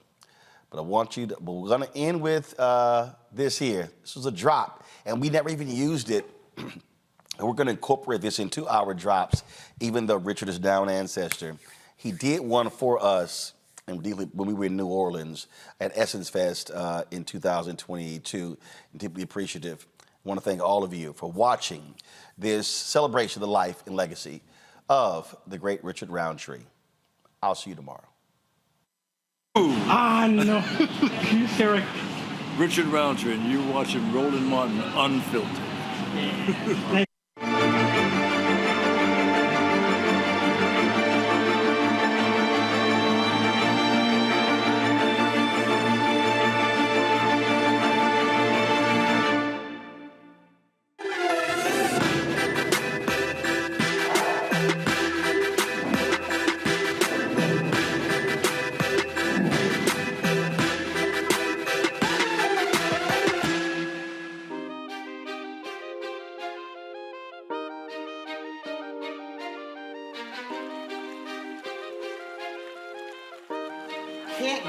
I can't do, like, seriously. Like, here's about to trip you out.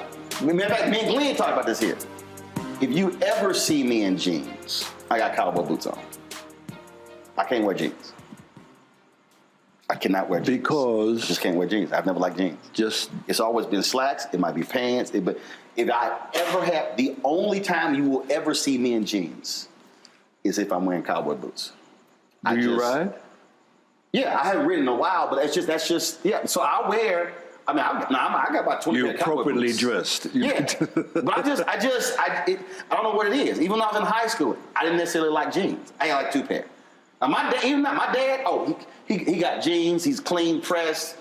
No, drive my wife crazy because we'll go somewhere and we're like, oh, it's casual. I'm getting dressed. She's like, what you doing? She's like, it's casual. I'm like, hell, this is casual. Like, what you talking about? Like, she'll throw some jeans on, her tennis shoes, or some shoes like that, whatever. I can't do that. Can't do it. Cannot do it. I couldn't even wear some shoes like that with some slacks. It would have to be loafers. It would have to be, I can't. You're a very interesting man. Well, it was a trip because my dad would do this here. We would be sitting in the living room watching TV or something. All of a sudden, he'd be going to the bathroom and he's showering and he'd shaving and everything. And we're like, where he going?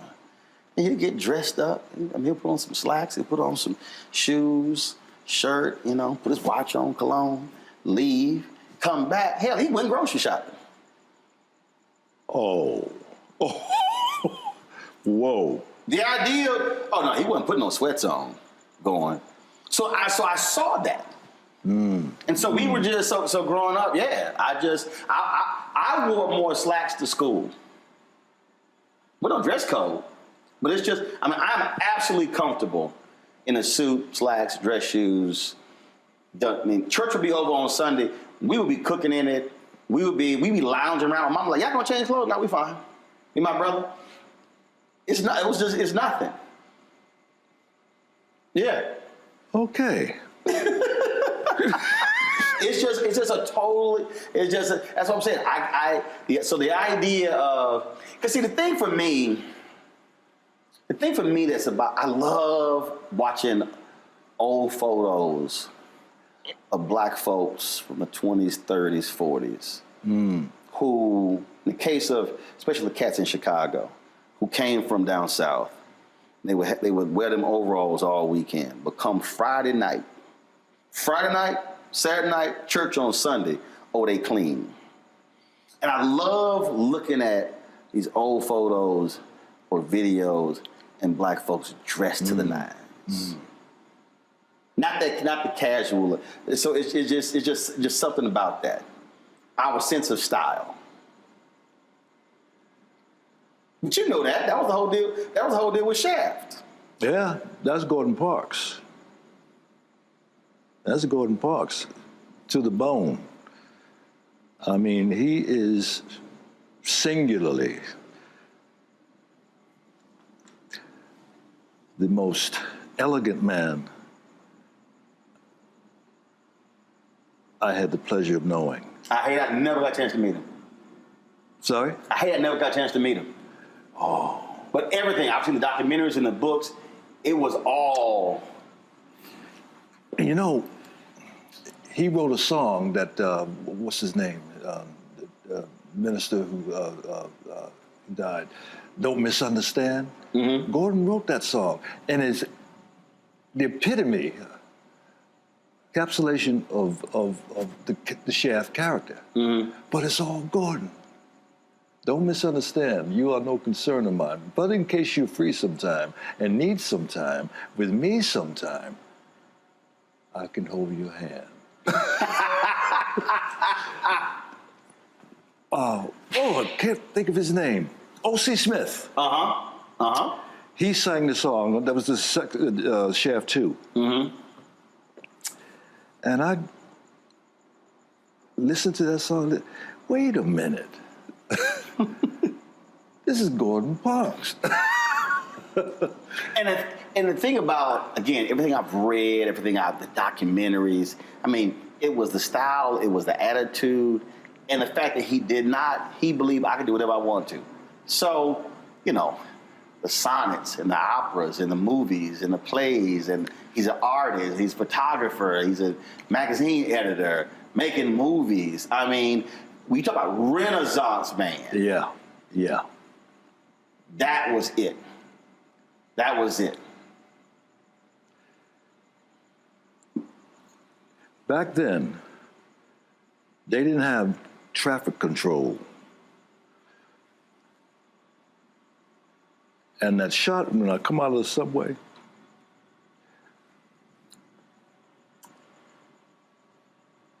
here's what I want you to do. We got a camera up there. We got a camera up there. And one other. When you come out of that subway stop, and I want you to cross the street, and I want you to own it. You feel me? No, he didn't say feel me. You understand? Yes. Yeah, I want you to own it. So that crossing in that Broadway, that was improvisation when that taxi cab driver honked his horn. It was all in the moment. And I'm so proud of that because he gave me the license. Probably singularly, one of the best directors I've ever worked with. And I've worked with a lot. This woman who has directed me in Cherish the Day, sister, came very close. Young girl, young woman. She was magical. And she hasn't been in the business that long. But you remember the special ones. And you never forget the a-holes. Had a few of those as well. See, what I love about, first of all, everybody, people talk about black exploitation, and we'll get to that in a second. But what I think Shaft represented, and you playing Shaft, it represented exactly what he said. Own it, meaning bring all of your authentic black manhood and don't apologize for it. Yeah. And I'm not casting any aspersions on even Sidney Poitier's movies or anybody else. But the thing about, as I look at you in that role, I think about Harry Belafonte, as I think about Sidney Poitier, it's I'm gonna bring all of us to this thing. And America, and even a lot of black people are uncomfortable with full, authentic black manhood. That scares a lot of black people. Because we're not, because even we get scared. Oh, hold up, man, that's a little, man, that's a little too much. Give me an example. Oh, I've experienced it. I think when to be an unapologetic black man scares black people because we have been so conditioned. We have been trained and then subconsciously accepted when we walk into the room, we ease into the room. And that if you walk in your fullness, when he said, own it, who this cocky, arrogant person? Yet mediocre white men go to many spaces like, oh, I belong here. And I think that is, and I've experienced where a lot of black people, oh, you a bit much. Well, he not. Oh, but I am. Well, you're going to have to deal with it. And it's a very interesting, I think, and to see it on the big screen, this total badass, clean, women loved him, unapologetic. That, to me, is what it represented. I get what you're saying, and when I look back on it, Gordon's whole persona was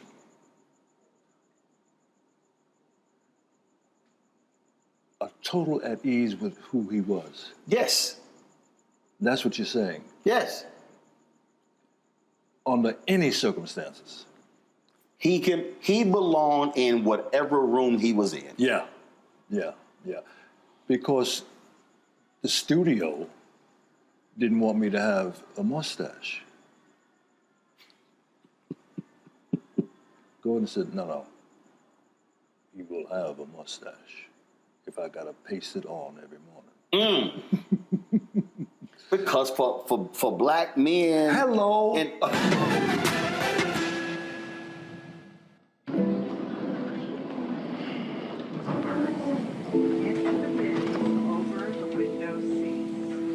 These are the only bins that will accommodate larger rollerboards.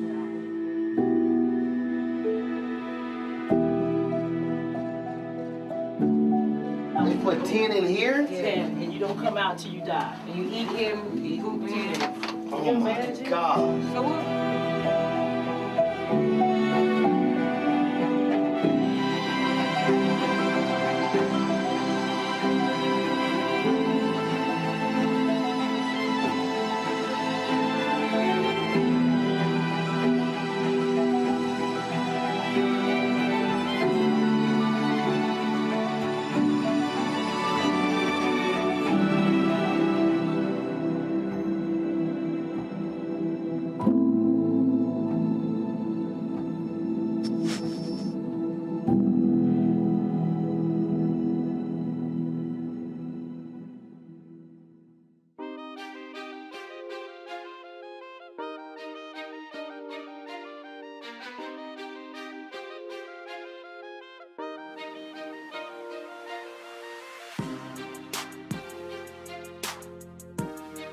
My brother's an alpha. He played spring 87. I played spring 89. So you get to shave all facial hair. I did not come home after I pledged until a mustache grew back. Whoa. Because I can't. Okay, I'm gonna tell you the story off camera. I gotta tell you the story off camera. All right. My dad will get real mad if I tell this story on camera. Okay. But let's just say my dad made it real clear to me and my brother. You better keep a damn mustache. Remind me to tell you the story. You gonna holler. But I've had that conversation with other brothers who I went to college with. And when they went to corporate America, they shaved their beards, shaved their mustaches. And again, it was conforming to a standard that's not who we are. So for him to say, no, he gonna have a mustache. That was another signal you are going to accept the fullness of this black man. Absolutely. Now, you said he gave you the license. Was that you? Because even that has defined you. People, oh yeah, that's the bad man. That's the badass right there. Did you have that attitude before, or were you sort of, hey? No. You want me to shave it? I'll shave it. You want me to keep it? I'll keep it. All right, I'll back up. It was only a couple of years ago that I realized that the character Gordon placed on me was Gordon Parks.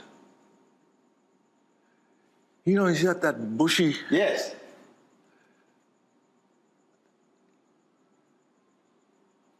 It's hard for me to even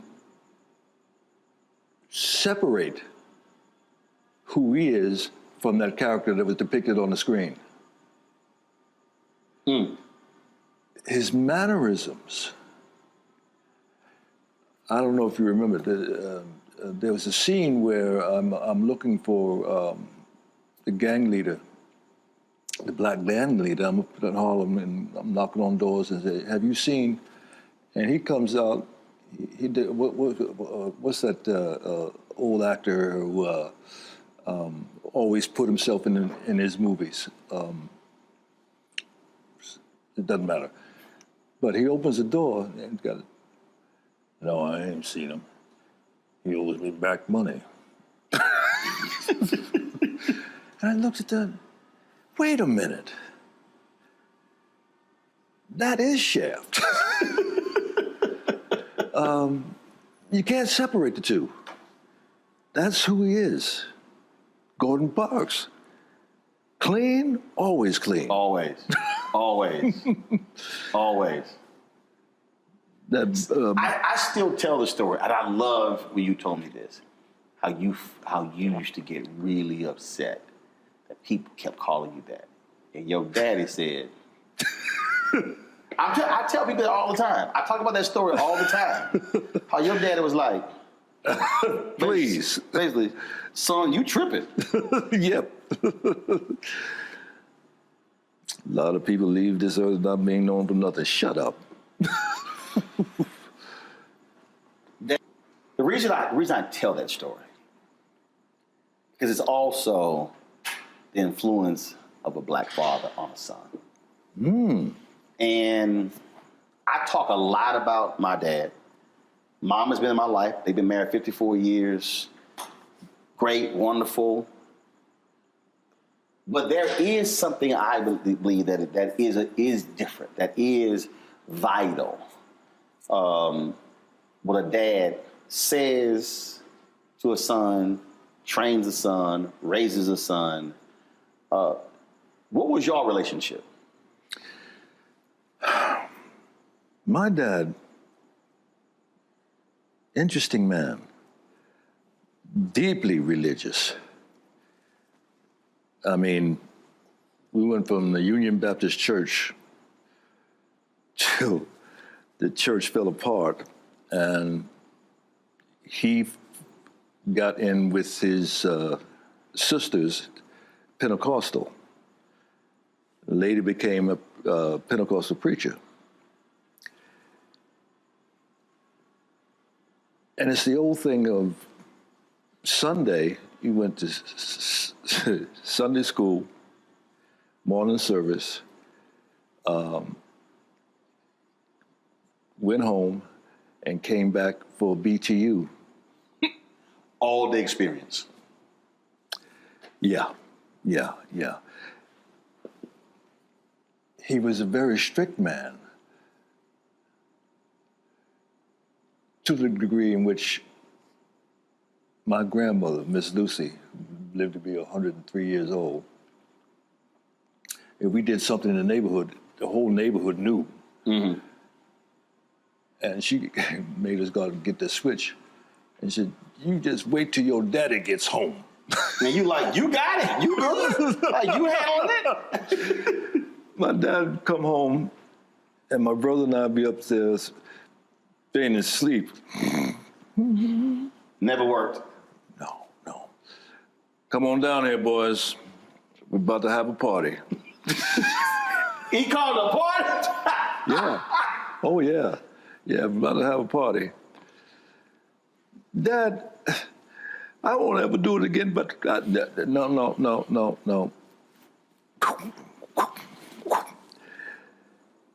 And I look at these kids today, and my own kids. Right. Y'all don't know what you're missing. I told my nieces that. I said, y'all couldn't live in the household I grew up in. I said, y'all could not have survived. I said, you would be losing out of your mind. Because they had pushed me a little too far. And when I snapped, I said, y'all have no idea how close I am to slapping the shit out of you. My dad, when he got upset, he couldn't talk. The Watkins man came to the door one day, knocked once and opened the door.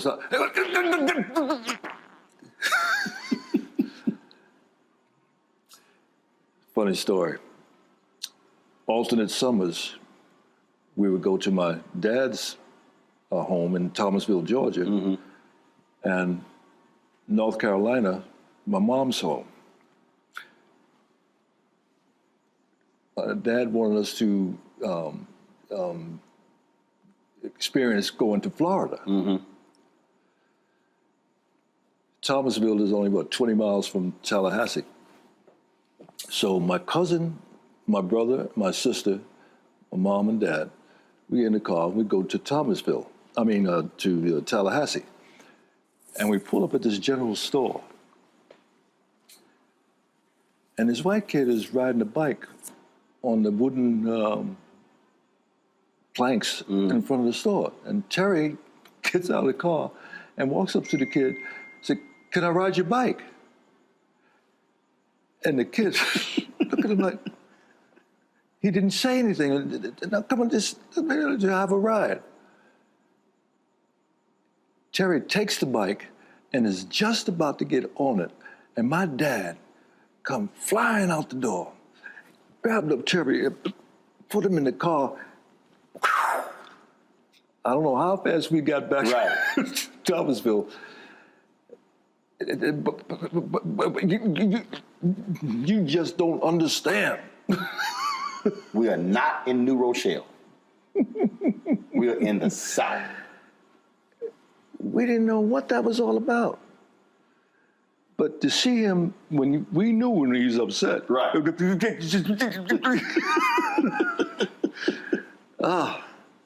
That Watkins man, he never did that again. Weekly, he would come by. Right.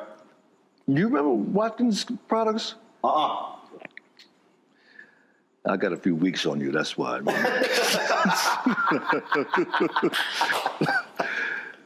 But that was part of the neighborhood. The Watermelon Man, the Good Humor Man, the Watkins Man. Weekly would come by trying to sell hair products and Vaselines and everything. I had a pretty good growing up. How did you decide to say, all right, I'm gonna become an ebony model?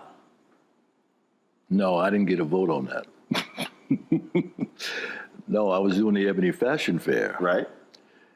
And Eunice Johnson, Mrs. Johnson,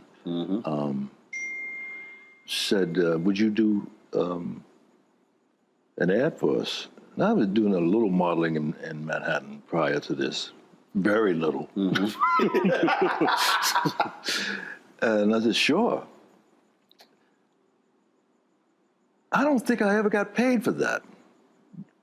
The Duke product. We were on salary, weekly salary for the Ebony Fashion Fair. 79. We're going to use you everywhere. How much was it? No, it was 79 cities in 90 days. Right. I don't remember what we were paid weekly, but I was sending that back because I was then married, had 2 children. People don't realize how huge that tour was. Oh. It was a significant fundraiser for many black organizations. Absolutely, absolutely. And after the film came out, I'd go doing promos from city to city. Say, oh boy, I know you did Shaft, but I remember you from the Ebony Fashion Fair. Because it was a huge deal. I mean, look, obviously people today don't understand because you see everything on television. But the reality is, when Ebony Fashion Fair, when that tour came to that city, especially mid-sized, small cities, it was the event of the year. Yeah. And then bringing these fashions from these African designers, the African Americans, these European designers from Paris, couture. I mean, it was a huge, an event. Yeah. And folks came dressed up. Yes. It was an event. I remember when we hit New York at the Hilton Hotel. I mean, as far as you could see, dressed to the nines. It was awesome. It was awesome. I loved it. Pull up a chair, take your seat. The Black Tape with me, Dr. Greg Carr, here on the Black Star Network. Every week, we'll take a deeper dive into the world we're living in. Join the conversation only on the Black Star Network.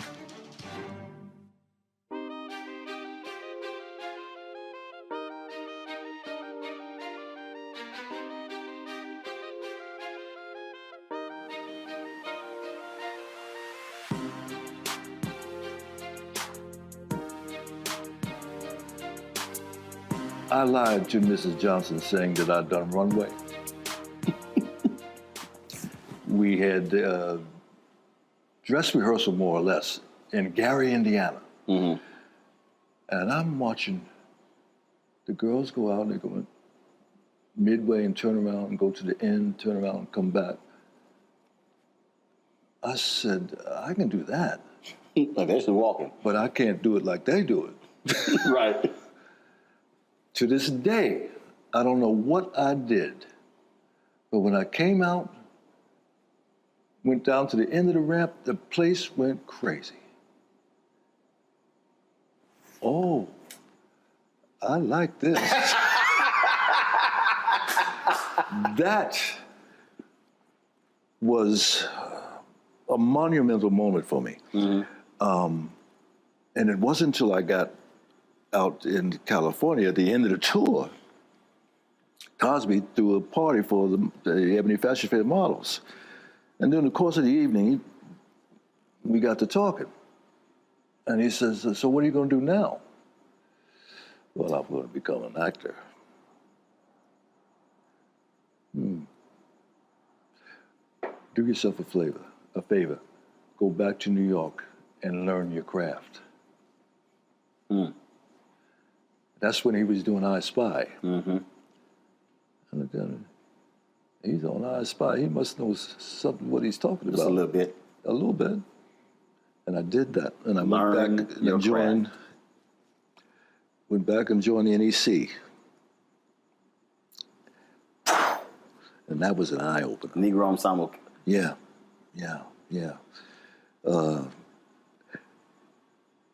Robert Hooks. I finally got to be participant in the company. That brings another funny story. It was a 3-hour play, and I only had one word in the entire show. Right! Esther Roll, bless her heart. She's sitting next to me, right? And I guess I'd zoned out, and she went, right! Just had one word. Every time I saw this woman, she said, you need a punch? I guessed it on that show once. Oh, Roundtree, you need a punch? But see, that phrase right there, I think, is the reason that is so important. Because it's crazy. Today, I literally had a conversation with a young woman, journalist. And it's interesting because I have more sisters who reach out to me for advice and counsel on their career than brothers. It's very interesting. The sisters are like, yo, they will soak up the knowledge. Very few brothers call. And she called me, and we were talking, and I said, lost the last job, the last 2 jobs. BS with both. I said, look, get in. I don't care. I don't care about other people. I don't care about their own drama. I said, focus on your skill set. Focus on your weaknesses. I said, identify all your weaknesses. Focus on that. I said, don't focus on your strengths. I said, because your whole goal is to take away if anyone's doubting what you can do, remove all your weaknesses. So minimize them as best that you can. And it's amazing how many people don't focus on the craft. It's not who sees you in airports. It's not who sees you. Because then they always go, man, I want to do what you do. But do you want to do what I did? Yeah. And that's the craft. That's literally watching, for me, watching the video and playing it back. What was your hand position? What were your facial expressions? What did you look like? Were you going to sleep? Were you bored? How were you sitting? How were you asking questions? Studying the craft. And it's amazing how many people in numerous fields don't really think about that. Seems to me that most people want to jump. Oh. You know, it isn't about the path. It's about the highway. Because the path that's actually what you grab onto when you go into a headwind. That's the thing that I use this example with Bishop T.D. Jakes. I said, if you focus on Bishop T.D. Jakes of the Potter's House, and you ignore the Bishop T.D. Jakes who was digging ditches in West Virginia, whose wife had really on food stamps, I said, then you can't understand the Bishop T.D. Jakes at the Potter's House. Lionel Richie said, when B.B. King died, interviewed with Lionel Richie said, Lionel, you cannot write the blues in the back seat of a limousine. Whoa. That's the journey. Yes. That's the journey. It's time to be smart. Roland Martin's doing this every day. Oh, no punches! Thank you, Roland Martin, for always giving voice to the issues. Look for Roland Martin in the whirlwind, to quote Marcus Garvey again. The video looks phenomenal, so I'm really excited to see it on my big screen. Support this man, Black Media. He makes sure that our stories are told. See, there's a difference between Black Star Network and Black-owned media and something like CNN. I got to defer to the brilliance of Dr. Carr and to the brilliance of the Black Star Network. I am rolling with Roland all the way. Honored to be on a show that you own. A black man owns the show. Folks, Black Star Network is here. I'm real revolutionary right now. Roland was amazing on that. Stay black. I love y'all. I can't commend you enough about this platform that you've created for us to be able to share who we are, what we're doing in the world, and the impact that we're having. Let's be smart. Bring your eyeballs home. You can't be Black-owned media and be scared. You dig?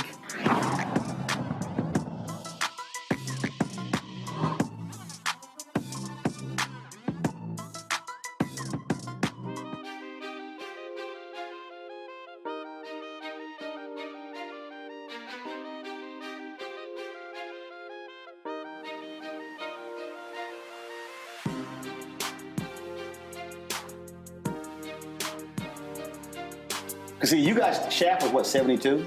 71. 71.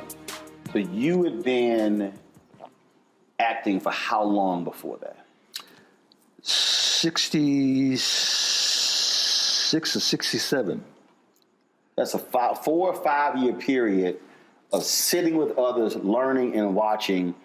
And for the people who don't understand the Negro Ensemble, just explain how crucial that was for Black talent. I got to see Denise Nichols, the brother who was in Shaft, Moses Gunn, the brother who won the Academy Award for Soldier Story. Howard Rollins. No. A Soldier Story. No. You mean Officer and Gentleman? Yeah. Not Luke Gossett. No. A Soldier Story. He won it for Soldier Story. He was the sergeant. Oh, he was nominated. Raspy Boys.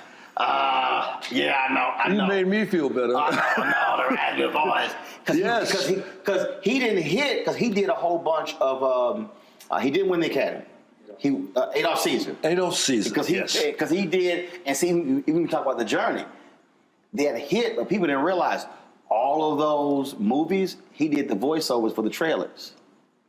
Wow. All of those, a lot of the Black movies that hit, he was the voiceover guy, and that's what he did all those years until A Soldier Story hit. Wow. He was toiling. Yeah, and it was so the movie trailers, anytime you watch all them Bruce Lee films and the Kung Fu films and all of those black movies in the 70s, early 80s, it was Adolph Caesar's voice. What a voice he had. Roscoe Lee Brown. Another voice, another great voice. Very erudite. He was. Oh. I did a film with, they used to tour together and do Shakespeare readings. Mm-hmm. Man, I can't remember. But the two of those voices, you could just visualize them on stage. Roscoe Lee Brown, I loved him to pieces. What a character. What a character. I was going somewhere with this. Negro Ensemble, how seeing it was. The pros really do it. And watching them, and that's what this is about.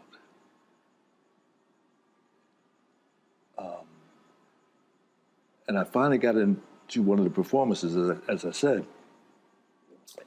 but I was trying to do modeling at the same time.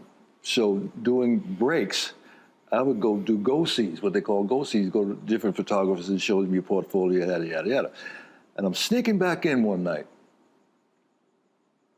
Robert Hooks called me, hey, Roundtree, you got to make a decision.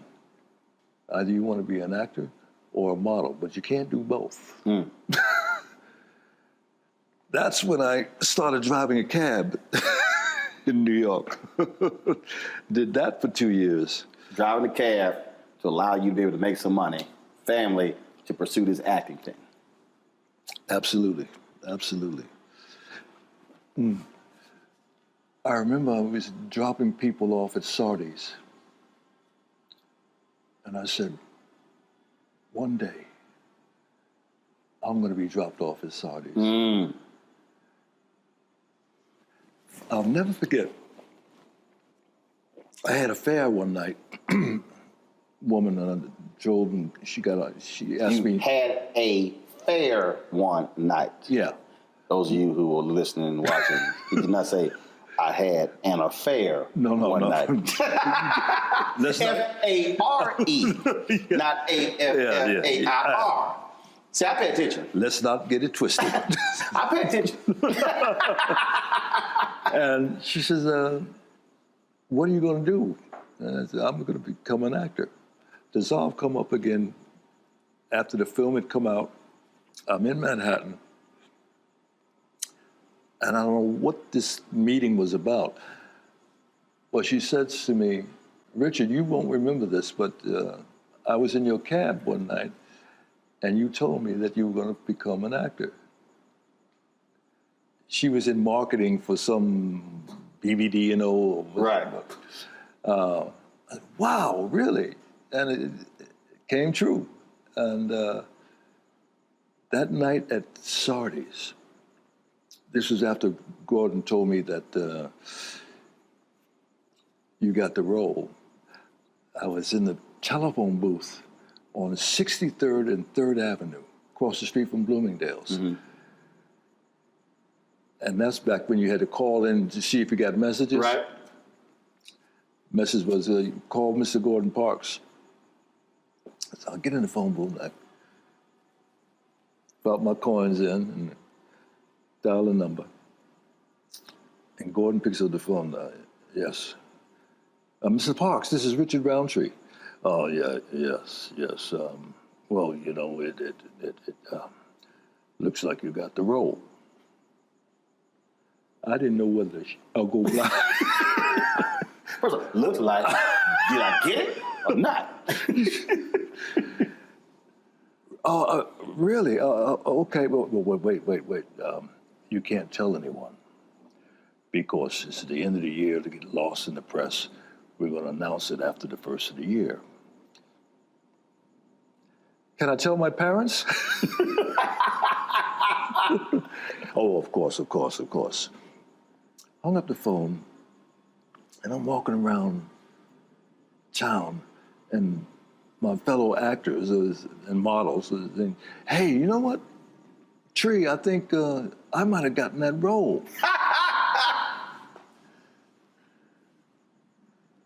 You hear this 2 or 3 different times. Right. You're like, did he come? Well, wait a minute. Was I dreaming that? Or then Gordon calls me up. I call Gordon, and he says, we're having the press announcing you are the Shaft.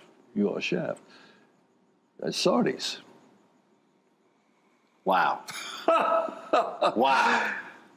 I get in the limo, when I pull up at Sardis, oh, Lord. What we used to call, I'm shitting in high cotton. Yes, in high cotton, yes. I get out, and all the press is there, and the actors, and I walk in, and Gordon announces, yes, this is Richard Roundtree, and he's going to play the character Shaft. Oh, magic. I got to share this with you. Miss Lucy, my grandmother,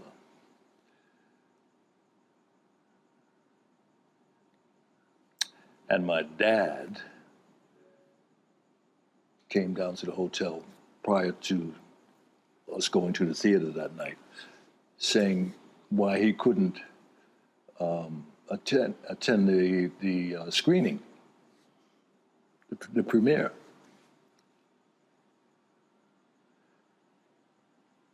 Okay.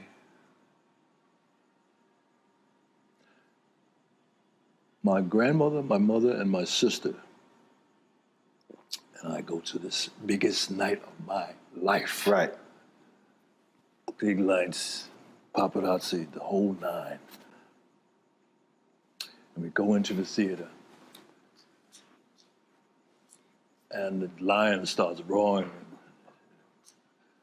Film starts. And the first fight scene, my grandmother stood up. Don't you be hitting my boy! The place fell out. Miss Lucy, no, this is a movie. Well, You sitting here like, no, I know my grandmother. she's 100% serious. Yeah. She was into it. She was in church. So Dad didn't go? No. Why? Because he's a very religious man. He never drank, never smoked, never cussed, and didn't go to the movies. Wow. Did he ever see the movie? Whoa. I don't think so. I did a film with Tim Reed and Daphne, Once Upon a Time When We Were Colored. Yes, amazing film. Once Upon a Time We Were Colored. Yeah. Roger Ebert said it should have been nominated for the Academy Award. Oh. Well, no, I remember. Oh. I have the DVD. That movie, I told T.D. Jakes about that. No, he was in the audience when I acknowledged the fact that one of the great moments in my life. Let me back up. My dad was out here visiting me one summer, and I sat him down and said, Dad, I want you to see something. And he sat there. And I'm sitting here. And when the film ended, well done.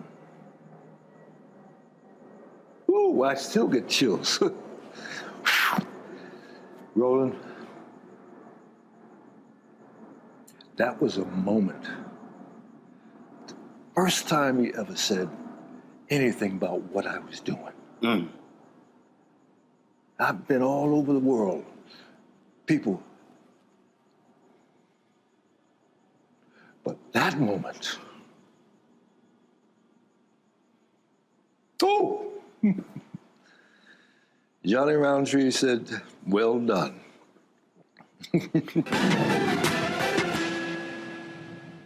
I'm Deborah Owens, America's Wealth Coach, and my new show, Get Wealthy, focuses on the things that your financial advisor and bank isn't telling you, but you absolutely need to know. So watch Get Wealthy on the Black Star Network.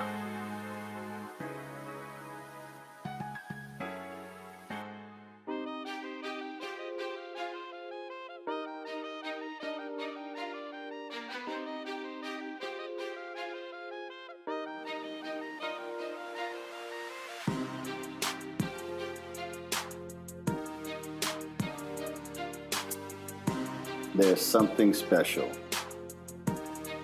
when the folks who birth you get to see the fruits of their labor. And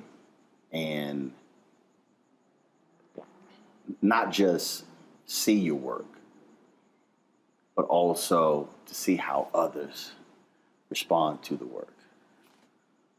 For me, my dad sent me a similar text a few weeks ago. Watch the show every night. It's a news show. He watches it every night, of course. If he misses the show, he gets caught up on the replay. He watched every show. He'll call me, tell me, don't put that person back on, she's stupid. I don't know what the hell this dude was talking about. Way to kick his ass, son, way to kick his ass.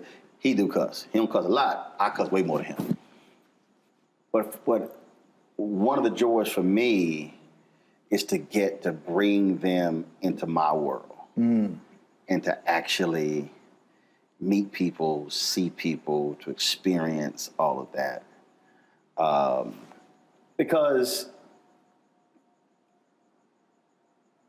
and I don't have biological children, you have children, even with the nieces I've raised.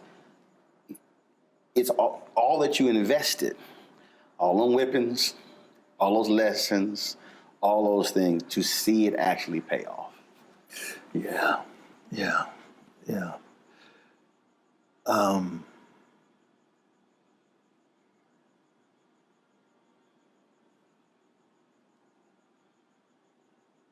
I can't say that I've experienced that with my children. To my dismay.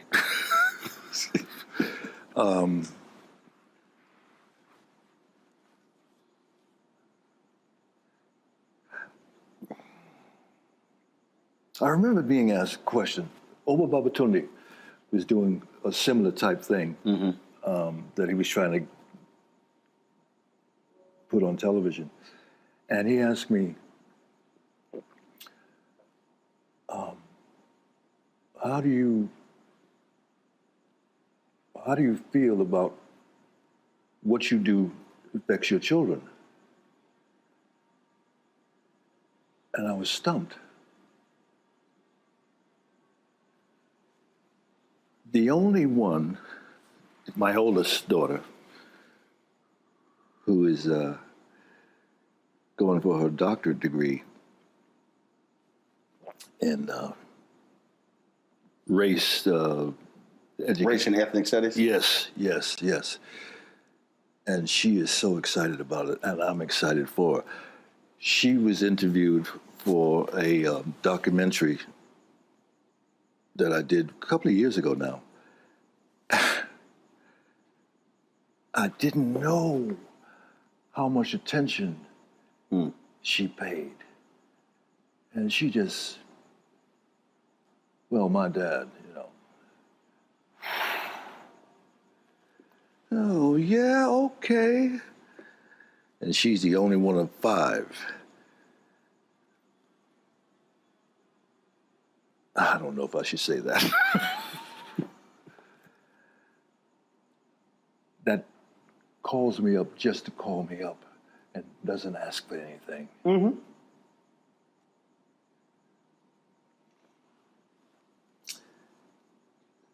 Can you tell I'm a little pissed off?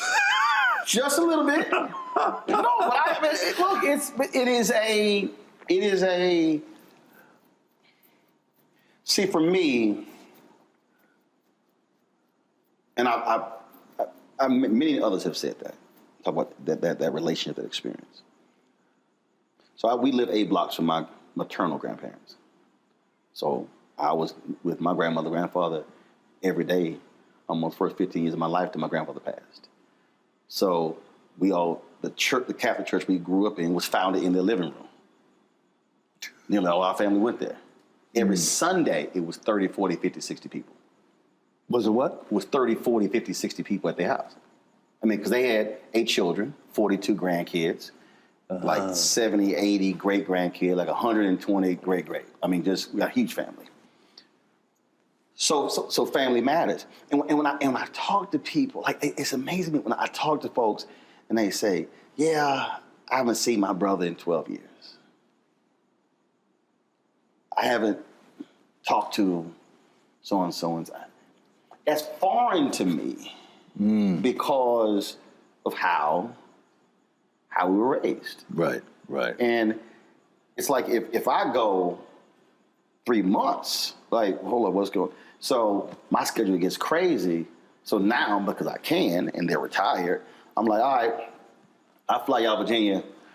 They were with me for 7 weeks.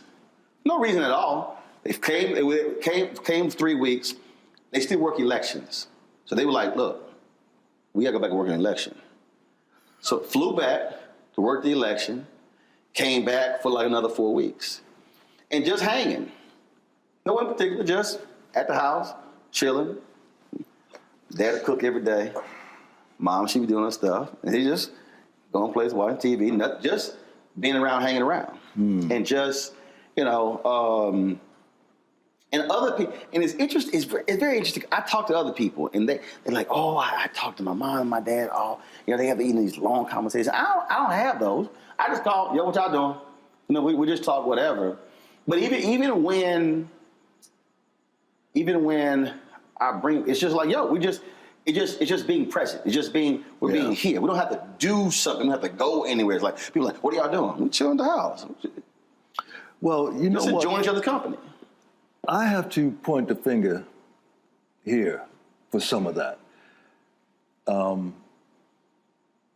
My upbringing, we weren't physically demonstrative at all. And I always made it a point to be the opposite when I'm present, physically even present. That's right. My dad would call me up a day or two after his birthday. Say, hey, son, how you doing? You forget something? Oh, Dad, I'm sorry. Yeah. It's all right, it's all right. Dissolve, come up, present day. The only time I hear from my kids is when they need something. And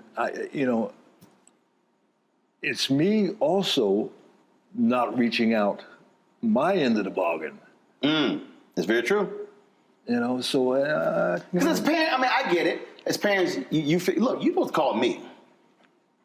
But and again, if I go a certain period of time, my dad will call. Son, what you doing? I'm sitting in here. Okay. All right. How the weather? What you working on? That sort of thing like that. Because I will get busy or whatever. We text a lot. We have a group family chat, and we have a group me on my whole family.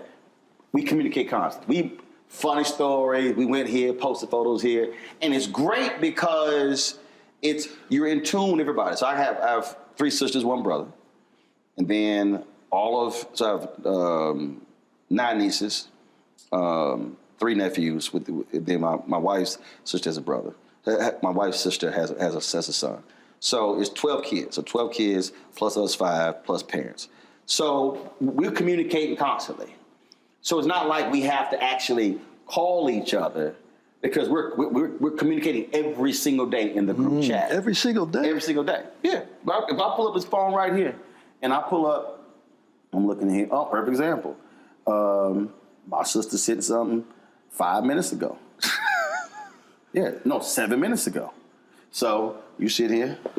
It's our group chat. So we post something, we see a story, we chat. So my wife took some photos, people put some Christmas tree up. My sister. The Christmas tree up already? No, the neighbors did. She's like, people across the street, somebody was at a restaurant, they sent some food. Okay, my niece, happy Halloween. This all. So so we use technology to, and then my grandmother and my grandfather, my maternal grandmother and grandfather, that family just created, we were all on a group text. We just created that chat as well. So we are sitting here, because you can't call everybody. I mean, like I said, a huge family, you can, but it's our way of just being able to communicate and talk with one another and share with one another. And that way you're keeping up. So like my nephew got engaged, boom, photos are posted on there. We saw it there as well. But that's the thing. And it's interesting because earlier this year, so I had an aunt who passed away, my Aunt Betty, my mom's oldest sister. And I was on the group text. I said, why aren't we getting together like we used to? I said, I understand COVID. And I said, we should not be doing get-togethers at funerals. Should not what? Be doing get-togethers at funerals. I said, because when somebody dies, if you have no memories to discuss because you never got together, shame on those who are here. And they were like, well, there's an annual event they have at the Catholic Church we grew up in where they celebrate the founders. I said, that's March. Why? I said, can y'all tell me why we gonna wait 9 months? I said, why are we waiting 9 months to get together? And as I'm saying this, my aunt, the second oldest sister, she dies within 6 weeks. So we go back for the funeral. And so I just told y'all, because one of my cousins, she died at 50. So we've lost 2 aunts and a cousin in the span of, in the span of like 4 months. I said, y'all, don't wait for March.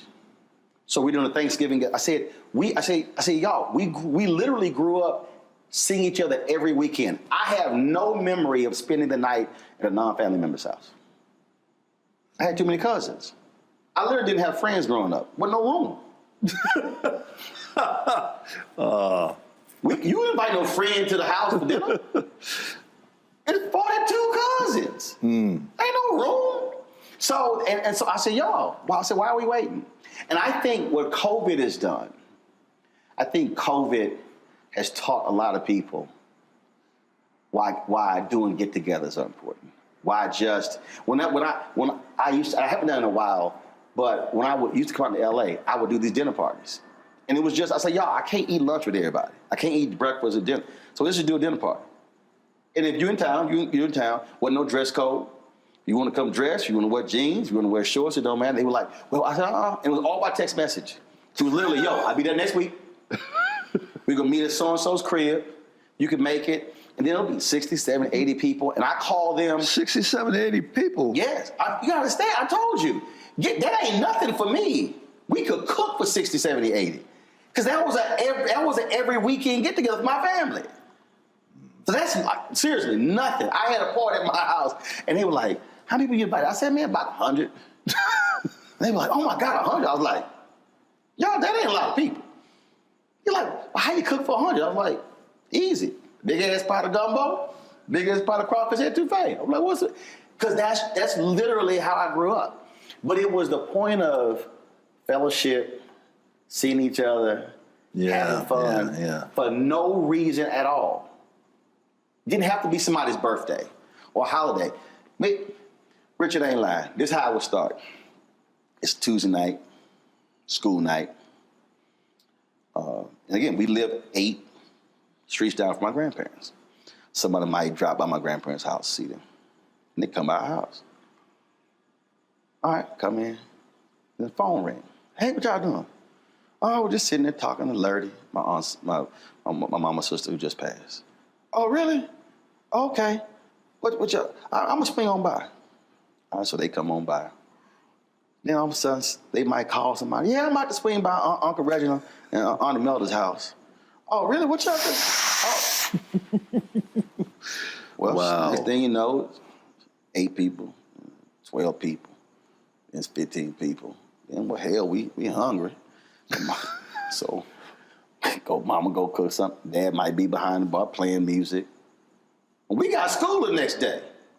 Man, this thing done turned into a family get-together. It's 20, 25 people on a Tuesday night. And we sitting here laughing, they drinking, eating, we do all this sort of stuff. Folks might break some cards out, whatever. And it turned to an impromptu, whatever, no reason get-together. Those are the memories that we have when we reflect later in life. Oh, remember that night? Or I came by, or we had them all the time. They was, when I say it was a huge part of my entire upbringing, that was constant. The only time we had people at the house was on Sunday between services. The preacher, Reverend Hooper. Ooh, Reverend Hooper. Did he get to sit at the head of the table? No. That was Daddy. Yeah. Yeah. And the bad part about it, with either my dad or Reverend Hooper would say blessing. And we looking at the food. And you like, I should have eaten a snack before this prayer. Yes. Yes. Oh, that went on. And we'd have my cousins there because my dad was pretty much the father to my 3 cousins. Mm-hmm. They call him Dad, as a matter of fact. That was the only time I could point to that even smacks at what you're talking about. It was, so for us every Sunday, it's my grandparents' house. It was so many of us, man, summertime, my grandfather used to coach his sons and all the boys in the neighborhood to play baseball. So we had family softball games. I'm talking about we bring out the whole family play. We would go to the park, because we had that many family members. We could field 3 teams. It's 9 on 9 again. Where did the visiting team sit? No, I'm telling you, there wasn't no room. So we had enough players and fans. Wow. We had players, fans, and umpires. We could outfit the whole joint. Everybody would bring their bats, their gloves. I'm telling you, the whole family. That was my childhood. I'm telling you, I cannot give you a memory of going and hanging with another family. No, we were always together. It probably were 2 or 3 parties growing up that we went to. My dad would drop us off, and I remember one time he pulled up. And he was like, "Okay, who are these people?" So he went inside. I need to know whose house this is. Whoa. Who? Y'all gonna be here? Cause here's the whole deal. He saw folk outside and they were drinking, he was like, "Yeah, come on, we all getting down." I'm telling you, I know it was like, okay, so y'all the adults, okay, this your house? Y'all gonna be here the whole time? Okay, I just want to make sure that they're gonna be adults here who are. And me and my brother like, oh, no, wow, seriously, bro. He's like, okay, I'll be back at 11:30. Bro, wow. Give me that look. Oh, that was probably I had a couple things. I mean, you grow up, I'm just gonna leave him alone. Cause him crazy. Like just going, some people want to try their daddy. Mm-hmm. Nah, we weren't gonna go there. We gonna go there. Hi, I'm Dr. Jackie Hood Martin, and I have a question for you. Ever feel as if your life is teetering and the weight and pressure of the world is consistently on your shoulders? Well, let me tell you, living a balanced life isn't easy. Join me each Tuesday on Black Star Network for A Balanced Life with Dr. Jackie. We'll laugh together, cry together, pull ourselves together, and cheer each other on. So join me for new shows each Tuesday on Black Star Network, A Balanced Life with Dr. Jackie.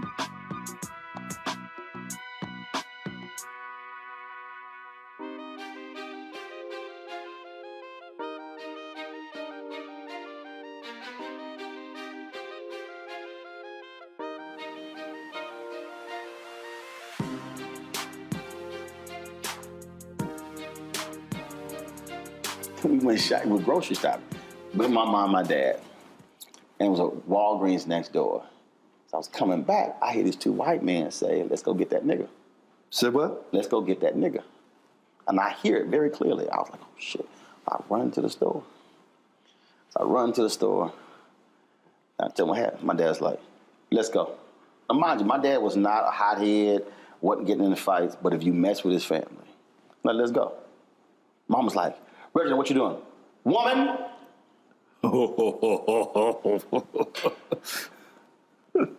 We ain't having this conversation. Look at me. Let's go. I'm looking at him like, where the hell we going? Like, I'm not trying. We walk out the grocery store. It was a Kroger. Hanging right, going to the Walgreens, going up the aisle. That them?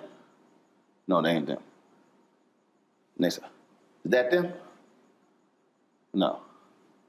That's them. Walk straight up. Excuse me. Tell them what you just told me.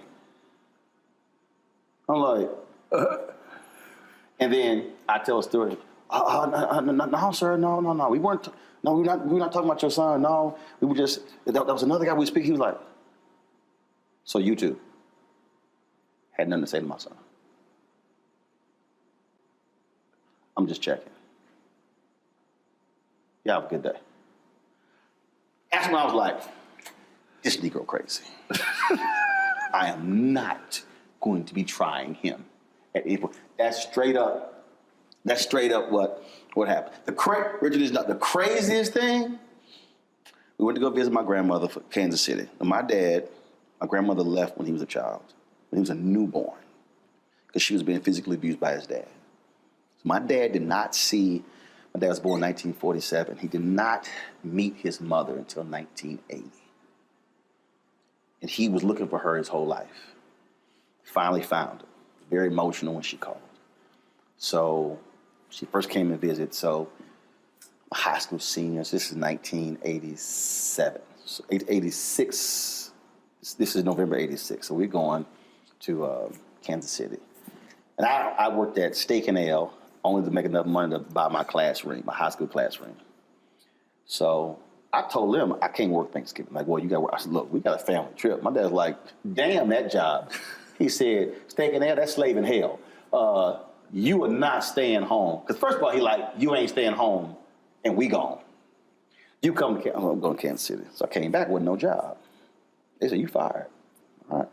I go and get my check. It's like, look, we busy tonight. We ain't got time to get your check. I come outside, I was like, now I know what's about to happen. I was like, I knock on the window. They ain't giving me their check. Cars running. Shit. Car, window up. He got his boots on, and he got his jeans on, and he got his cowboy hat. Man, we walk in there. We walk up to the, you the manager? No. I'm just the hostess. You want the manager? I go get the manager. He's like, go get the manager. Dang. So, manager comes up. He comes up like bouncing. So how can I help you? He got his hat. He's twisting it slowly with the brim. I understand. Y'all not gonna give my son his check.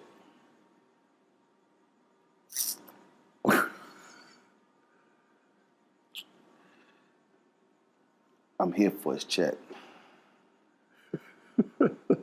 And stops and he's holding it. And this is how he's looking at him. Guy's like, I'll be right back. So he runs into the office, gets the check. He comes out, sir, here you go. He goes, hand it to him. He wouldn't take it. Made him hand it to me. I was like, thank you. Walked out. He's a bad man. He's a bad man. I'm gonna give you one more, Rich. I'm telling you. And no, I had a flashback. Go to Popeyes. The manager, this dude, was rude as hell to my mama. Rude. My mama came home and talked like that. And then we probably, look, we could have bought stock in Popeyes, the amount of money we spent at that Popeyes. My dad was like, he did what? So the next day, my dad got dressed and went to that Popeyes. Walked in. He was like, you the manager? Yesterday, my wife came in here and bought some food, sat down, and ate that 3-piece in an hour. Staying at homeboy the whole time. I told you he crazy. Whoa. I said, I'm gonna leave that Negro alone. I'm gonna leave that one alone. Bad man. Yeah. Yeah. That's what I grew up. Just the look in your eyes when you, damn. Woo. How you think I felt like, yeah, we ain't messing with him. We could joke with my mama. We be playing and stuff. We be having fun joking with my mama. We could play my dad for about 15 minutes. He like, all right, we through playing. Well, shit, all right, guess we gonna go ahead and play with mama. Yes, sir. We done with him. Yes, Bruh, sir. that was, dude, it is, that's why I'm saying it is something different, which is why for me, raising my nieces, that's so important. That figure, that male figure, what they represent, what they give to you, what they invest in you, is so important. Yeah. It's so important. That's what I'm missing.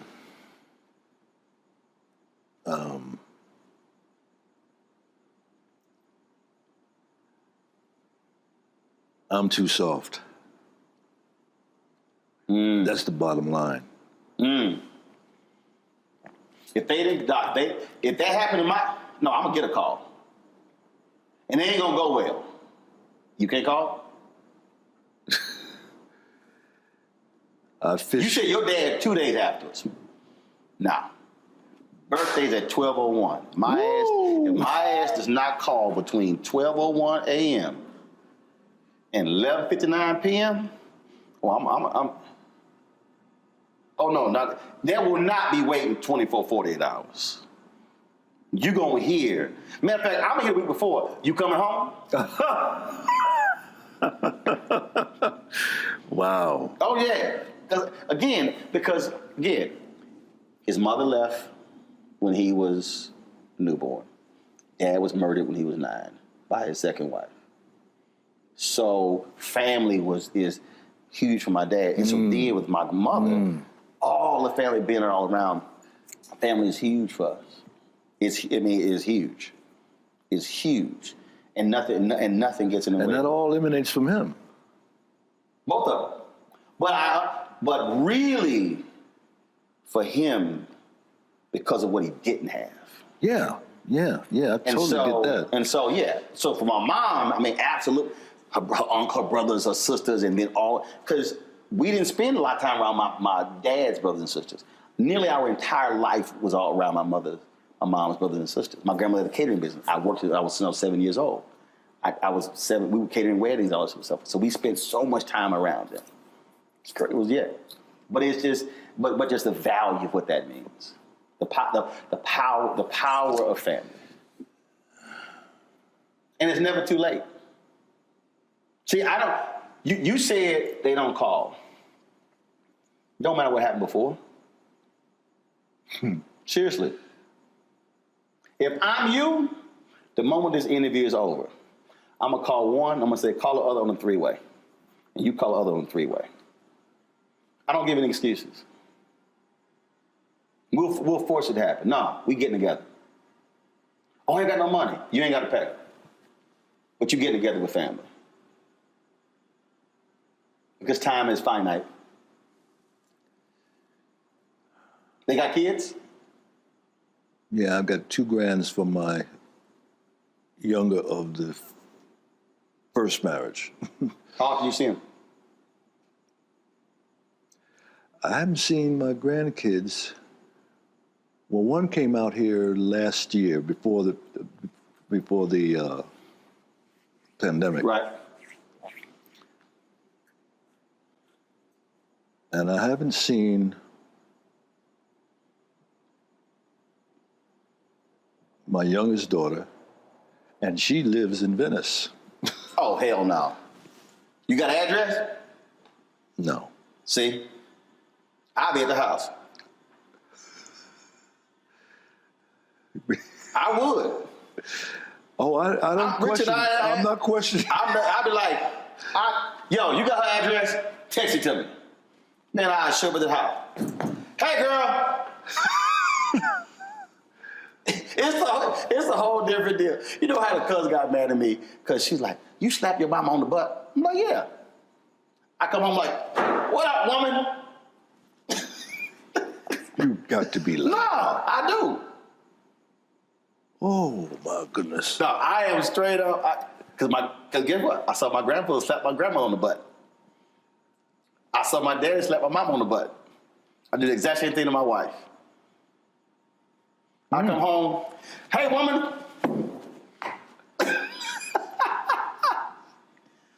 Roland, you crazy. Of course I am. Everybody in my family know I'm.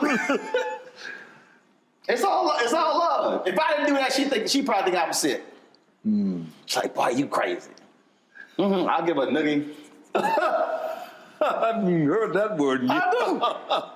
But my mom's short. I'm like, come here, woman. Oh, yeah. You come my family together, you can be like, I see this whole family. Because we absolutely enjoy being around each other. Yeah. Even when people act stupid. Even when people act stupid, we do that. It's such a difference. There's 2 sides of my family. My mother's side, crazy.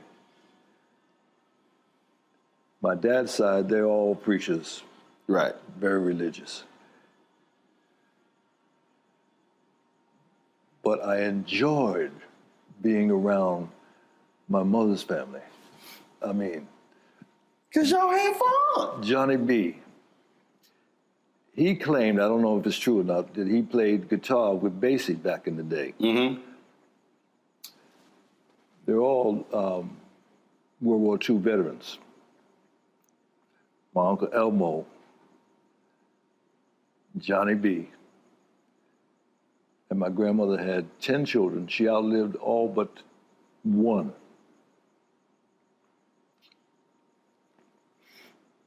Johnny B. loved the juice. And he was over to dinner at our house one night with his girlfriend. And they both kind of in the bag. And my brother, mischievous as he was, he loosened the cap on the salt. And she took the salt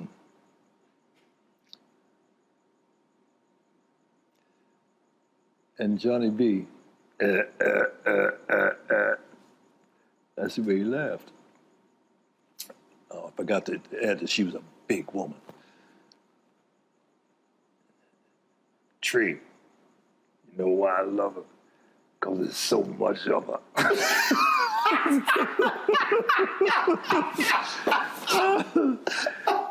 Oh, he was a mess. He was a mess. We're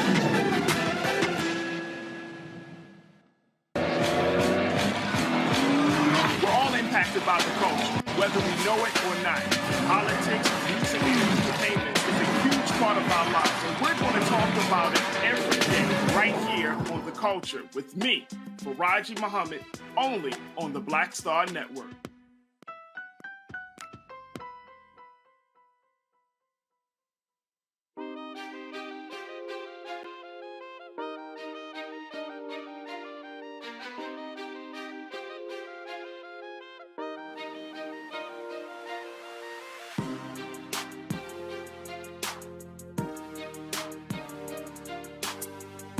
When we moved uptown, so to speak, at New Rochelle, I was in high school at this point, but I always kept liquor in the house, right? And Johnny B coming over and said, hey, give me some money and let me buy a drink. I said, yeah, help yourself. No, I can't drink that stuff. I need some wine. He wouldn't drink the hard liquor. He had to have the... Really? No. Man. That cheap wine. I think the reason I don't drink, because I go with my uncles, my Uncle Warren. Man, my Uncle Warren had a big gulp before 7-Up created the big gulp. Man, my Uncle Warren, I'm telling you, my Uncle Warren would drink, and it was so funny. I'm telling you, growing up was hilarious. Man, again, people just drive by. My dad's like, oh shit, Uncle Warren, man, hide all my damn liquor. I know he gonna drink all my liquor. He go, oh, Doc, I had some cousins. My mom baked cakes. She had a cake business. Cousin dropped by, my dad was like, oh, hell no, hide them damn cakes. Because, damn, they been trying to pack all our shit up. I'm telling you, we love family, but it was something, hell no, don't come in here with your own Tupperware thinking you're going to cut all this food off. We invited you to eat, not everybody who at your house. Dude, I'm telling you, when we get together, man, and start, because everybody know, and see, I remember everything. Oh, we tell all stories. You just see, because you see, look at you. I remember, dude, that I'll be bringing, I'm like, how your ass remember that? I was like, easy. That's why I never drank in my life. I said, ain't nothing affected my brain cells. You don't drink at all? Never have. Really? Never have. There's a picture of me in my first communion where we had to take the communion and drink the wine, and I turned this way, and the look at my face was like, this is some bullshit. The photo, if you see that photo, you be like, yeah, you were pissed. I hate it. Yeah, I've never drank in my life. Never.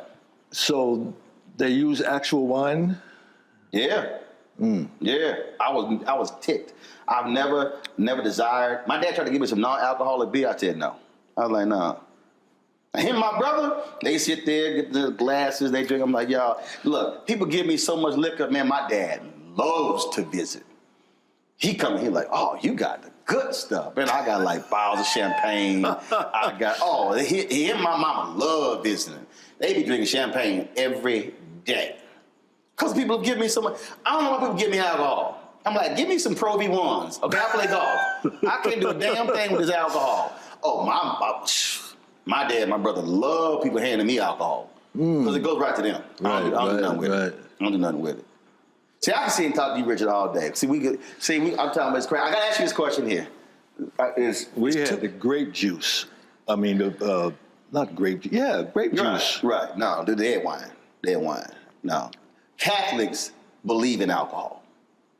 When they say Jesus drank from the cup, pass me the wine. I was an altar boy. I had to fill up the shallot. There was wine in there. They would keep it in the refrigerator in the priest's house. We had to go get it out of the refrigerator, put it in the cup. Yeah, that was real wine. Yeah, no grape juice. No, it didn't exist. Didn't exist. I'm going to ask you two questions. Who would you really love to do something with today, a project? Somebody you haven't worked with, who would you love to do something with?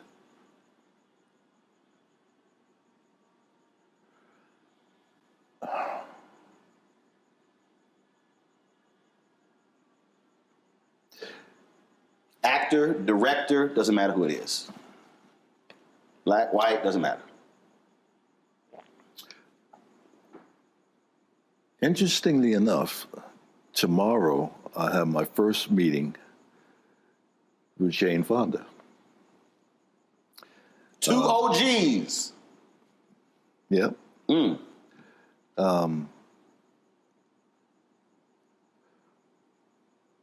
But looking back,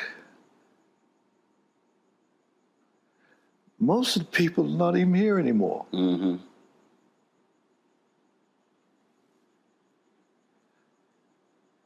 I would have loved, or Denise Nichols, I would love to do something with.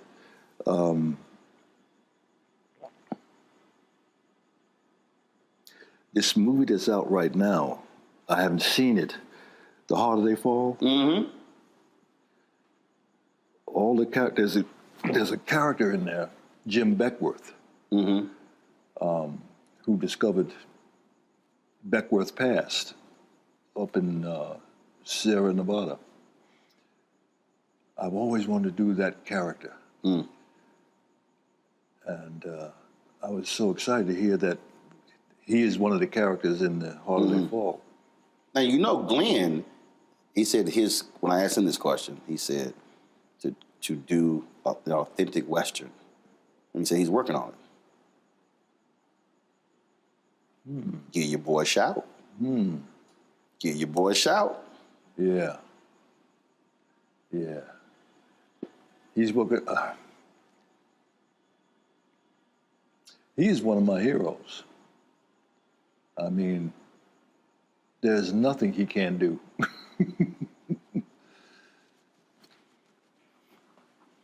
Last question.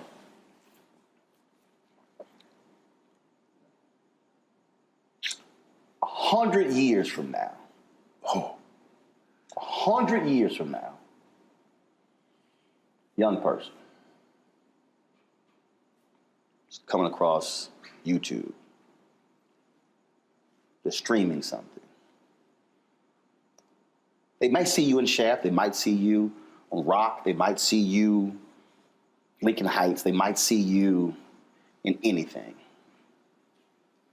And if that kid says, who is this Richard Roundtree guy? And they could Google it. But that's really somebody else saying something. What do you want that kid, because they will come across your work 100 years from now.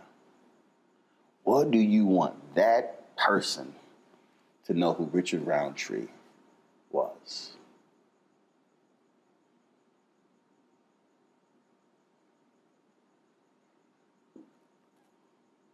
Classic gentleman.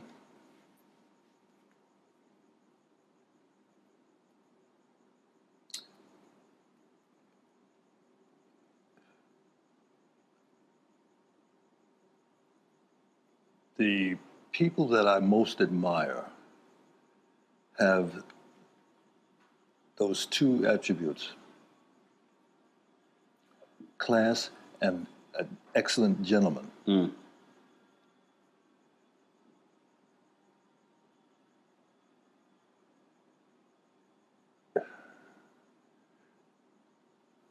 Gordon, Sidney P.